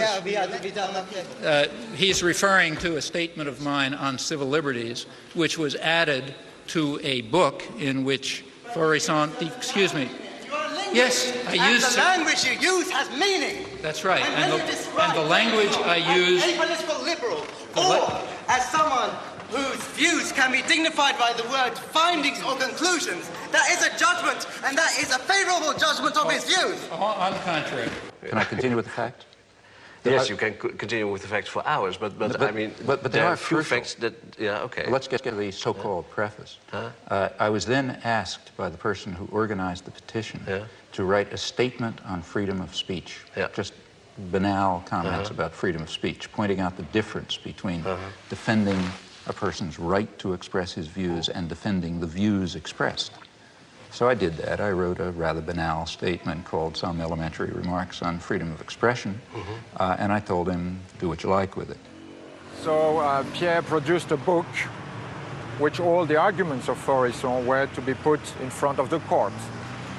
And we thought wise to use the text of Noam Chomsky as a kind of warning, a foreword, to say that it was a matter of freedom of expression, freedom of thought, freedom of research.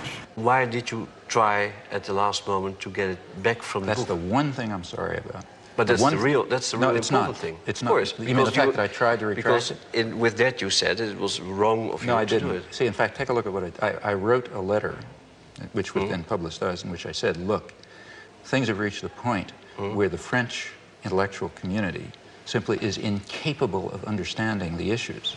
At this point, it's just going to confuse matters even more if my comments on freedom of speech happen to be attached to this book, which I didn't know existed. So just to clarify things, you better separate them. Now, in retrospect, I think I probably shouldn't have done that. I should have just said, fine, then let it appear, because it ought to appear. But that's, apart from that, I regard this as not only trivial, but as compared with other positions I've taken on freedom of speech, invisible. I do not think that the state ought to have the right to determine historical truth and to punish people who deviate from it. I'm not willing to give the state that right, even if they happen to But are you denying that the gas chambers ever existed?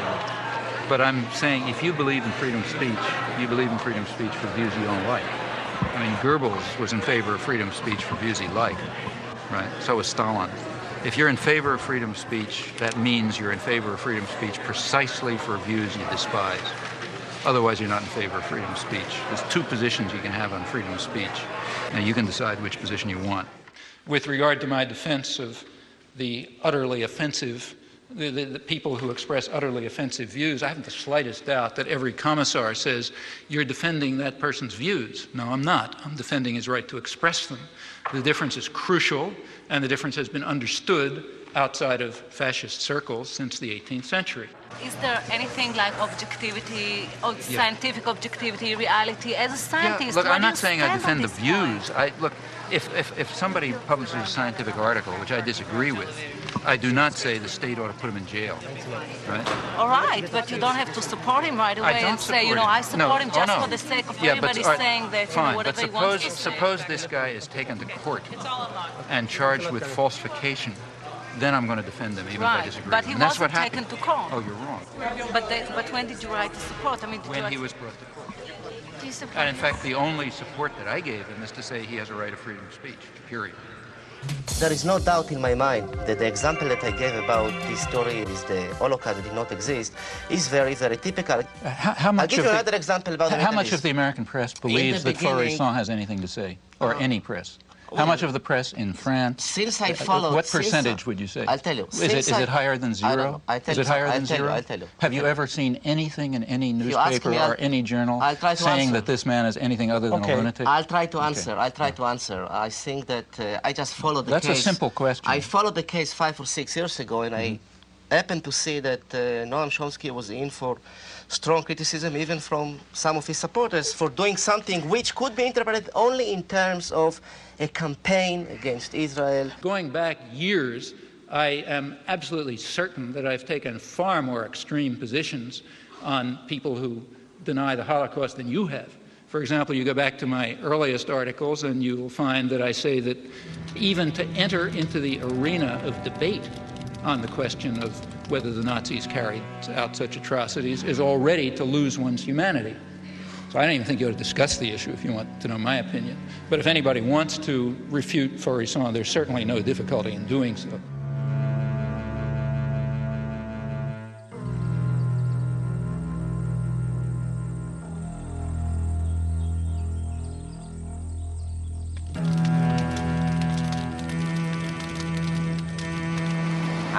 I'm not interested in freedom of speech and all that. I have to win, and that's the question. And I shall win.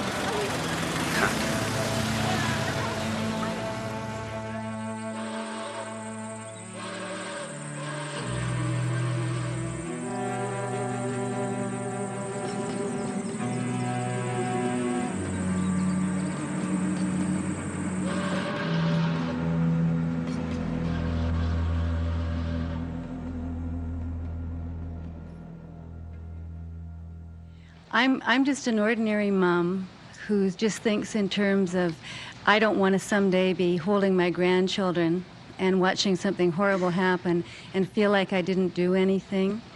And I mean, it's obvious what you're doing. And my question is, on a practical level, where do you see the most practical place to put your energy. I mean, tonight I feel in overwhelm, like I feel like it's too big, it's too much to even make a dent in. The way things change is because lots of people are working all the time.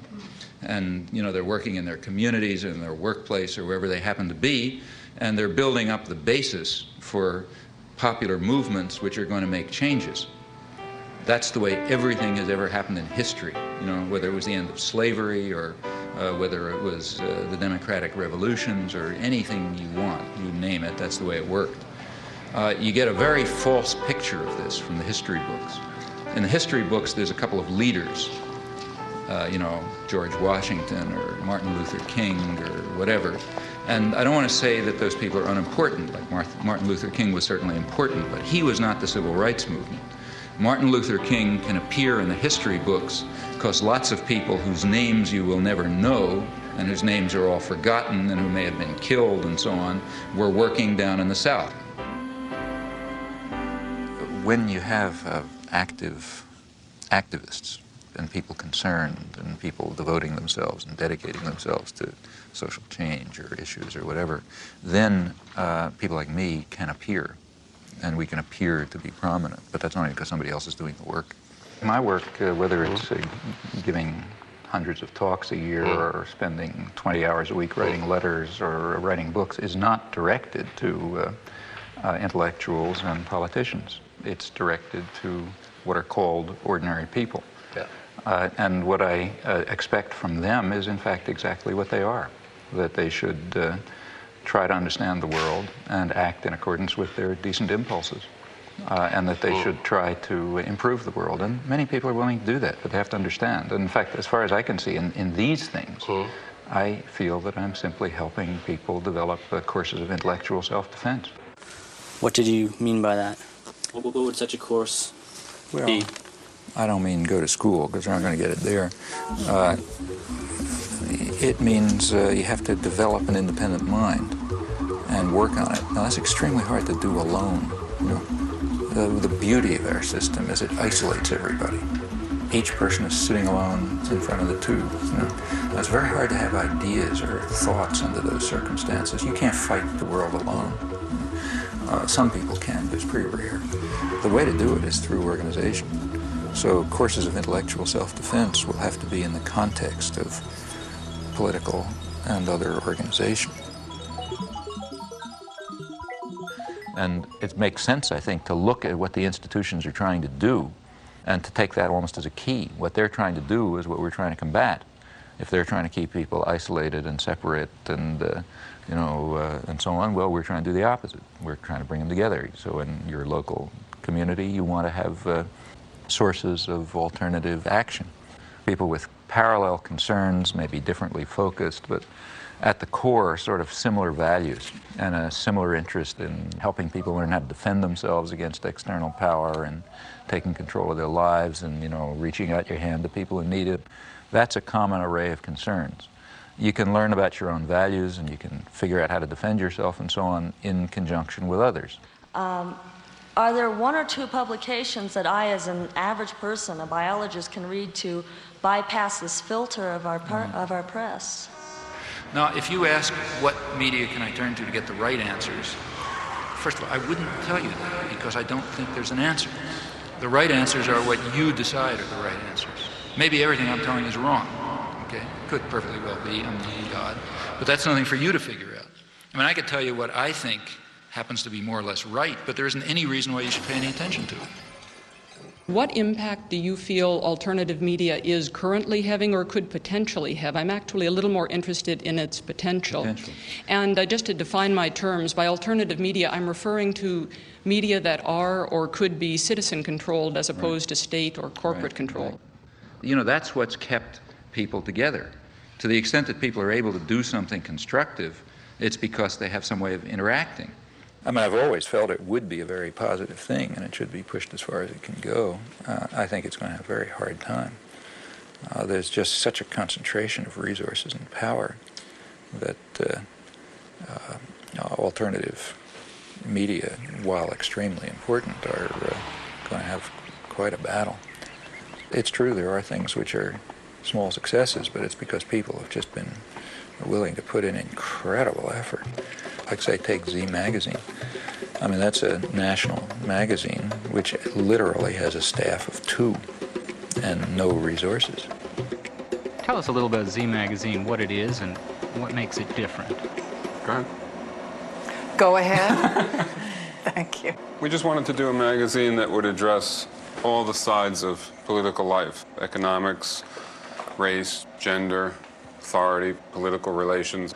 And we wanted to do it in a way that would incorporate an attention to how to not only understand what's going on, but how to make things better, what to aim toward, and to provide at the same time humor, culture, a kind of a magazine that people could relate to and could get a lot out of and could participate in. And what we wanted to do, which we didn't think was provided by the existing magazines, was to give it a real activist slant so that it could be very useful to the variety of movements in the country.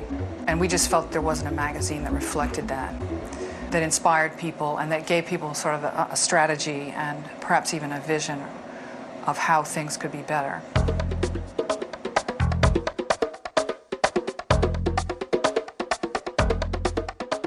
South End Press has sort of made it. That is, they're surviving. It's a small collective, again, with no resources, and they put out a lot of books, including quite a lot of good books. But for a South End book to get reviewed is almost impossible. Editorially and business-wise, we make decisions based on a politics that no corporate publisher can really advocate because of their ties to corporate America. We can solicit manuscripts based on what we feel is the relevance for the movement, and we can make our business decisions based on whether we feel people can afford our books, whether we feel that a book might not make that much money, but it needs to be out there, and maybe there's 1,000 people who would buy it. And those are criteria that we feel are very precious in this day of corporate mergers. Well, and likewise our structure about sharing work and continuing our training process as long as we're at the press. There are losses there in terms of productivity, but in terms of empowerment, all of us are then able to say, my perspective is different from yours, then all of our intelligence gets used in making those decisions, and not just whoever happens to have done it the longest, whoever happens to have graduated from the best schools in order to be the best editor, making all the decisions and only using his or her intelligence. Listener-supported radio in the United States has undergone a remarkable growth in the last decade. It's perhaps the fastest growing alternative media. There are many reasons for this. First and foremost is that it's enormously economical, and it reaches communities that have not been served by community radio before. And in Boulder particular, we see with someone like Noam Chomsky, who's been there, I believe, 3 times in the last 6 years, he has a tremendous audience, and KGNU is partly responsible for that because we play his tapes on a regular basis, we play his lectures and his interviews. So when he does come to Boulder and people hear what he has to say, they're able to tune in. It's not something exotic or esoteric that he's talking about. It's material that they're very familiar with, and he's noted this, incidentally. I mean, if there's a listener-supported radio station, that means that people can get daily, every day, a different way of looking at the world, not just what the corporate media want you to see, but a different picture, a different understanding. Not only can you hear it, but you can participate in it. You can add your own thoughts, and you can learn something, and so on. Well, that's the way people become human, That's the way you become human participants in a social and political system. Hello, I'm Ed Robinson, and this is Non-Corporate News. What is non-corporate news, and why is it necessary? I didn't want to just show another film at a library or something. I wanted to make my own statement. I thought it'd be more fun to do, and perhaps I could get other people involved in a project. Besides showing a film, we could make a film or a video. The local cable station's hooked up to 3 communities: Lynn, Swampscott, and Salem. So that's 30,000 people, or 30,000 homes, I'm not sure, but I'm sure a lot of people will see it, and it'll be the kind of people who don't go out to see a film It'll go right into their houses, so if they're flipping through the channels, they might be able to get a completely new idea of the world.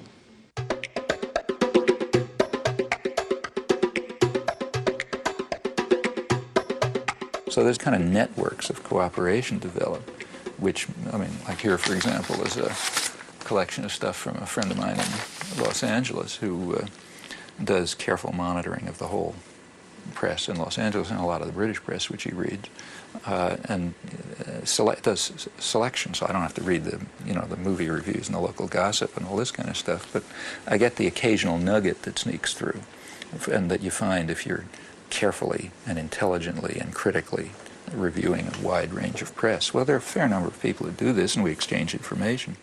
We wrote this a 2-volume work in which we saw one another for a couple weeks when we were getting started, but then we wrote 2 volumes essentially without seeing one another, just by phone, by mail, and exchanging manuscripts. But this takes a lot of communication by mail. My Chomsky file is a couple of feet thick.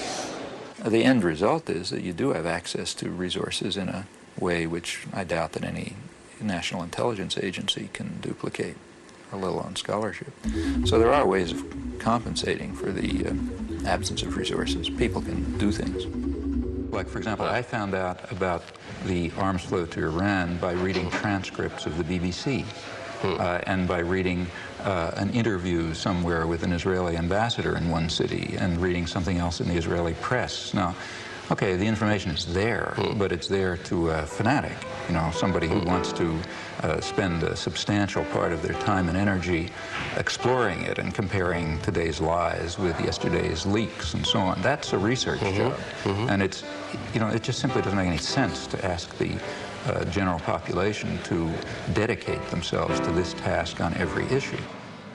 I'm not given to false modesty. There are things that I can do, and I know that I can do them reasonably well, including analysis and study, research. I mean, I know how to do that sort of thing, and I think I have a reasonable understanding of the way the world works as much as anyone can. And that turns out to be a very useful resource for people who are doing active organizing, trying to engage themselves in a way which will make it a little bit of a better world. And if you can help in those things or participate in them, well, that's rewarding. I wonder if you can envision a time when people like myself, again, the naive people of this world, can again take pride in the United States. And is that even a healthy wish now? Because it may be this hunger for pride in our country that makes us more easily manipulated by the powers that you talk about. I think you first of all have to ask what you mean by your country. Now, if you mean by the country, the government, I don't think you can be proud of it, and I don't think you could ever be proud of it. Or could you be proud of any government? It's not our government, and you shouldn't be. States are violent institutions. The government of any country, including ours, represents some sort of domestic power structure, and it's usually violent. States are violent to the extent that they're powerful. That's roughly accurate. You look at American history, it's nothing to write home about. Why are we here? We're here because, say, some 10 million Native Americans were wiped out. That's not very pretty. Until the 1960s, it was still cowboys and Indians. In the 1970s, for the first time, really, it became possible even for scholarship to try to deal with the facts as they were. For example, to deal with the fact that the Native American population was far higher than had been claimed, millions higher, maybe as many as 10 million higher than had been claimed, and that they had an advanced civilization, and that there was something akin to genocide that took place. Now, we went through 200 years of our history without facing that fact. One of the effects of the 1960s is it's possible to at least begin to come to think about the facts. Well, that's an advance. Do you think that this activism 20 years ago has made a difference in how our society operates now? It has not changed the institutions and the way they function, but it has led to very significant cultural changes. Remember, these movements of the 60s expanded in the 70s and expanded further in the 80s, and they reached into other parts of the society and different issues. A lot of things that seemed outrageous in the 60s are taken for granted today. So, for example, take the feminist movement, for example, which barely began to exist in the 60s. Now it's part of general consciousness and awareness. The ecological movements began in the 70s. The third world solidarity movements were very limited in the 60s. It was really Vietnam. And in the 60s also it was a student movement, as you say. Now it's not. Now it's mainstream America. If there is more dissidence now than you can remember, why do you go on to write that the people feel isolated? Because I think much of the general population recognizes that the organized institutions do not reflect their concerns and interests and needs. They do not feel that they participate meaningfully in the political system. They do not feel that the media are telling them the truth or even reflect their concerns. They go outside of the organized institutions to act. We see more and more of our elected leaders and know less and less of what they're doing. Yeah. This medium does that. Very striking. In fact, the presidential elections have been almost removed from the point where the public even takes them seriously as involving a matter of choice. So what do you think about what goes on in the White House? It's kept too private, I think. Yeah, they should come out. I know. People. Yeah. Who should talk to the people? George Bush. Well, it means that the political system increasingly functions without public input. It means to an increasing extent, not only do people not ratify decisions presented to them, but they don't even take the trouble of ratifying them. They assume that the decisions are going on independently of what they may do in the polling booth. Ratification would be what? Well, ratification would mean a system in which there are two positions presented to me, the voter. I go into the polling booth and I push one or another button depending on which of those positions I want. That's a very limited form of democracy. Really meaningful democracy would mean that I play a role in forming those decisions and creating those positions.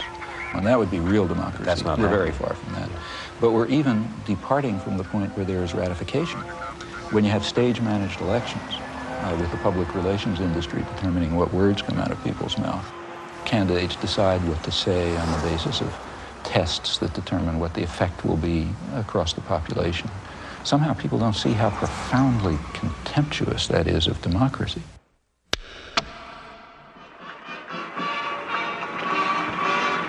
The solemn moment is near, but first, the swearing in of Van Quayle.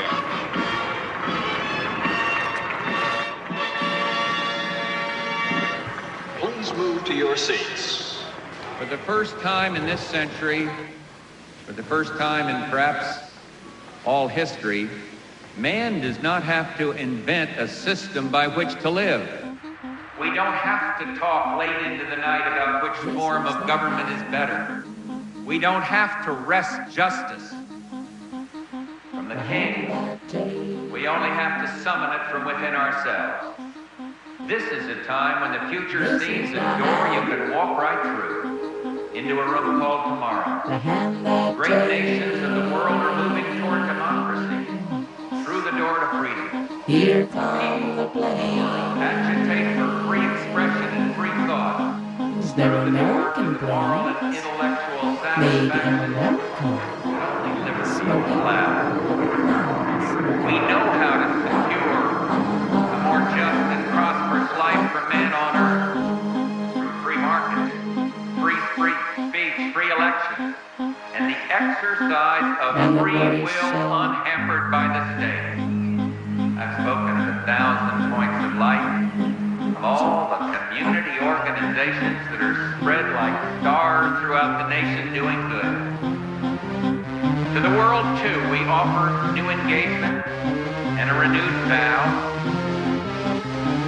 We will stay strong to protect the peace. The offered hand is a reluctant fist. America is never wholly herself unless she is engaged in high moral principles. We as a people have such a purpose today. It is to make kinder the face of the nation and gentler the face of the world.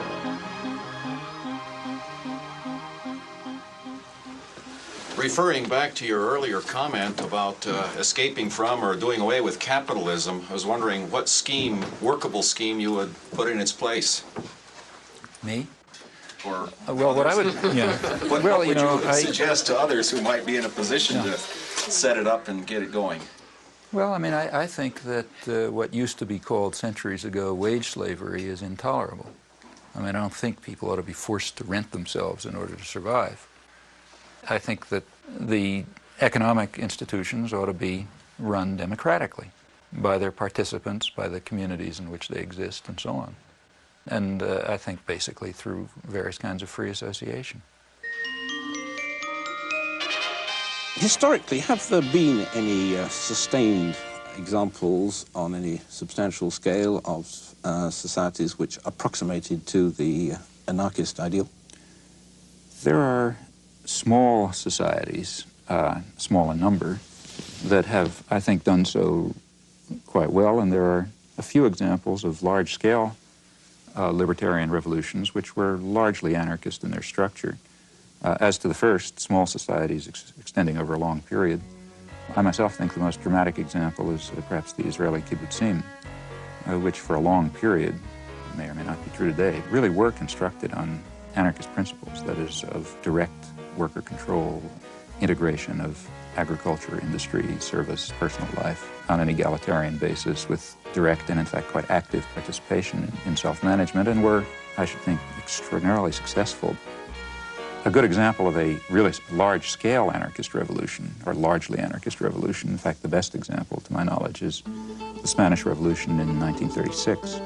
And, in fact, you can't tell what would have happened. That anarchist revolution was simply destroyed by force, but during the period in which it was alive, I think it was inspiring testimony to the ability of poor working people to organize, manage their affairs extremely successfully without coercion and control.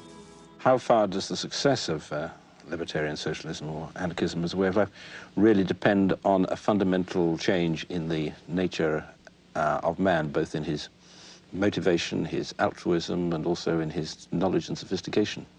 I think it not only depends on it, but in fact, the whole purpose of libertarian socialism is that it will contribute to it. It will contribute to a spiritual transformation, precisely that kind of great transformation in the way humans conceive of themselves and their ability to act, to decide, to create, to produce, to inquire, precisely that spiritual transformation that social thinkers from the left Marxist tradition, from Luxemburg, say, on over through anarcho-syndicalists have always emphasized. So on the one hand, it requires that spiritual transformation. On the other hand, its purpose is to create institutions which will contribute to that transformation.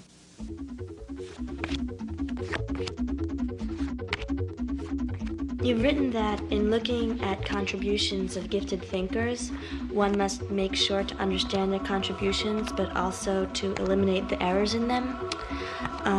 And of your ideas, what would you guess would be discarded and what would be assimilated by future thinkers?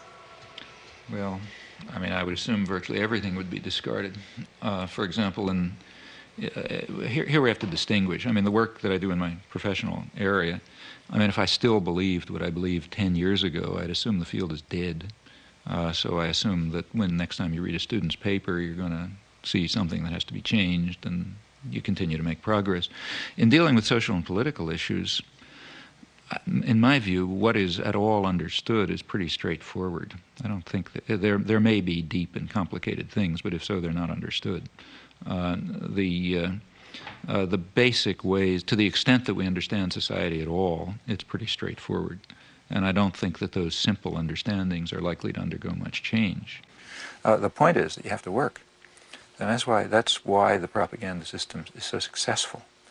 Very few people are going to have the time or the energy or the commitment to carry out the constant battle that's required to get outside of, McNeil Lehrer or Dan Rather or somebody like that. The easy thing to do, you come home from work, you're tired, you've had a busy day, you're not going to spend the evening carrying out a research project. So you turn on the tube and say, it's probably right. or you look at the headlines in the paper and then you watch the sports or something.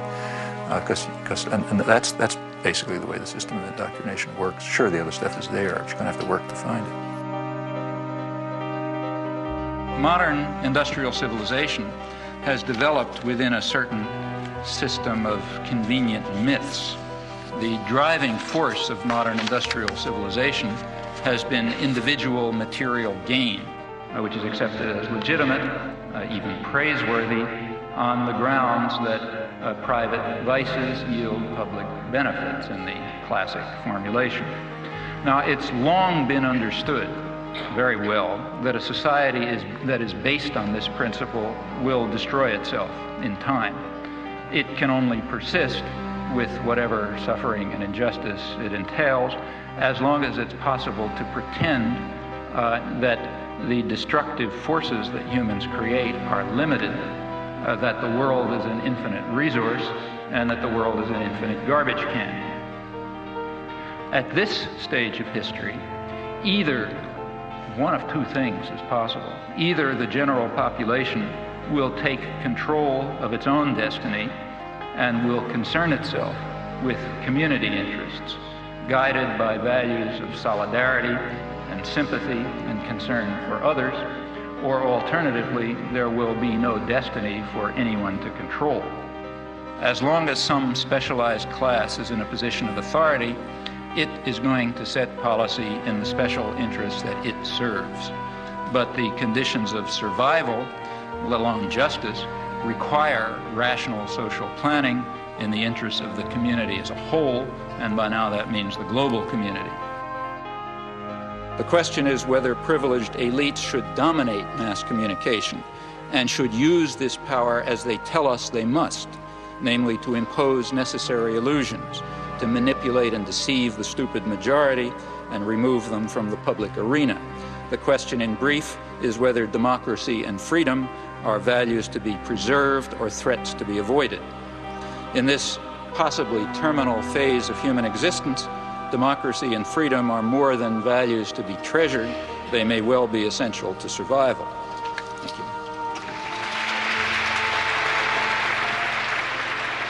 you. He's up there thinking for himself, and he's deciphering this tremendously overweighted body of information, which he puts into an order and gives you the feeling that you can do the same thing, that the whole thing is decipherable. And he also gives you the sense that there is a source, there's a center to a dissenting population, although we feel that there's no center.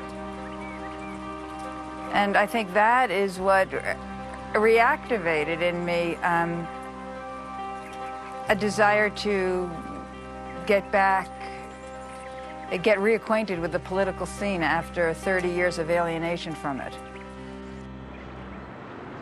You do hundreds of interviews and lectures, and you're dealing with massacres in East Timor and invasions of Panama, etc. Pretty horrific stuff, death squads.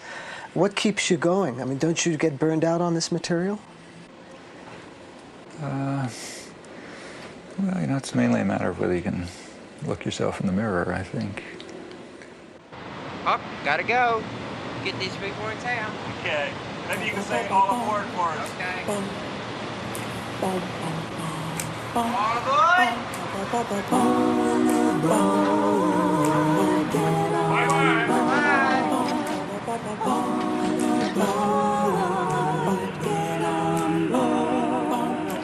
There's a train coming somewhere down the track. The people who ain't ready better step in line. This train has been running since time began. It's running on the love of your fellow man. All aboard. Good to see you. Just hit the microphone. Thank you. Bye, Canada. Goodbye, Canada.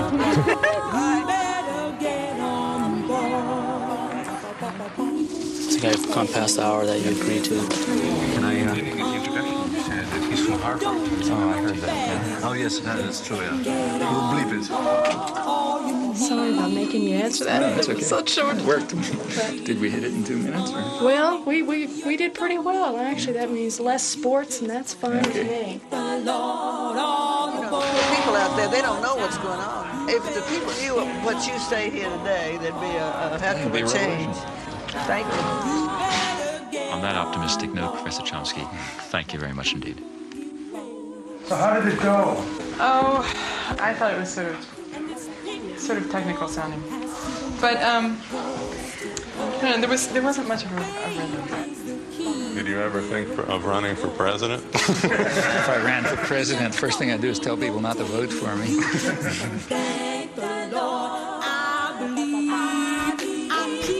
This guy's got to go home. He really does. Yeah. And people still believe that the Celtics Boston are the world champion. Thanks.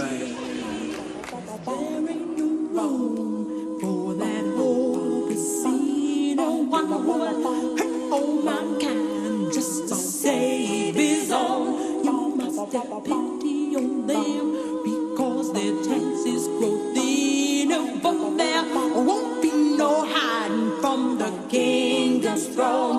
All the boys.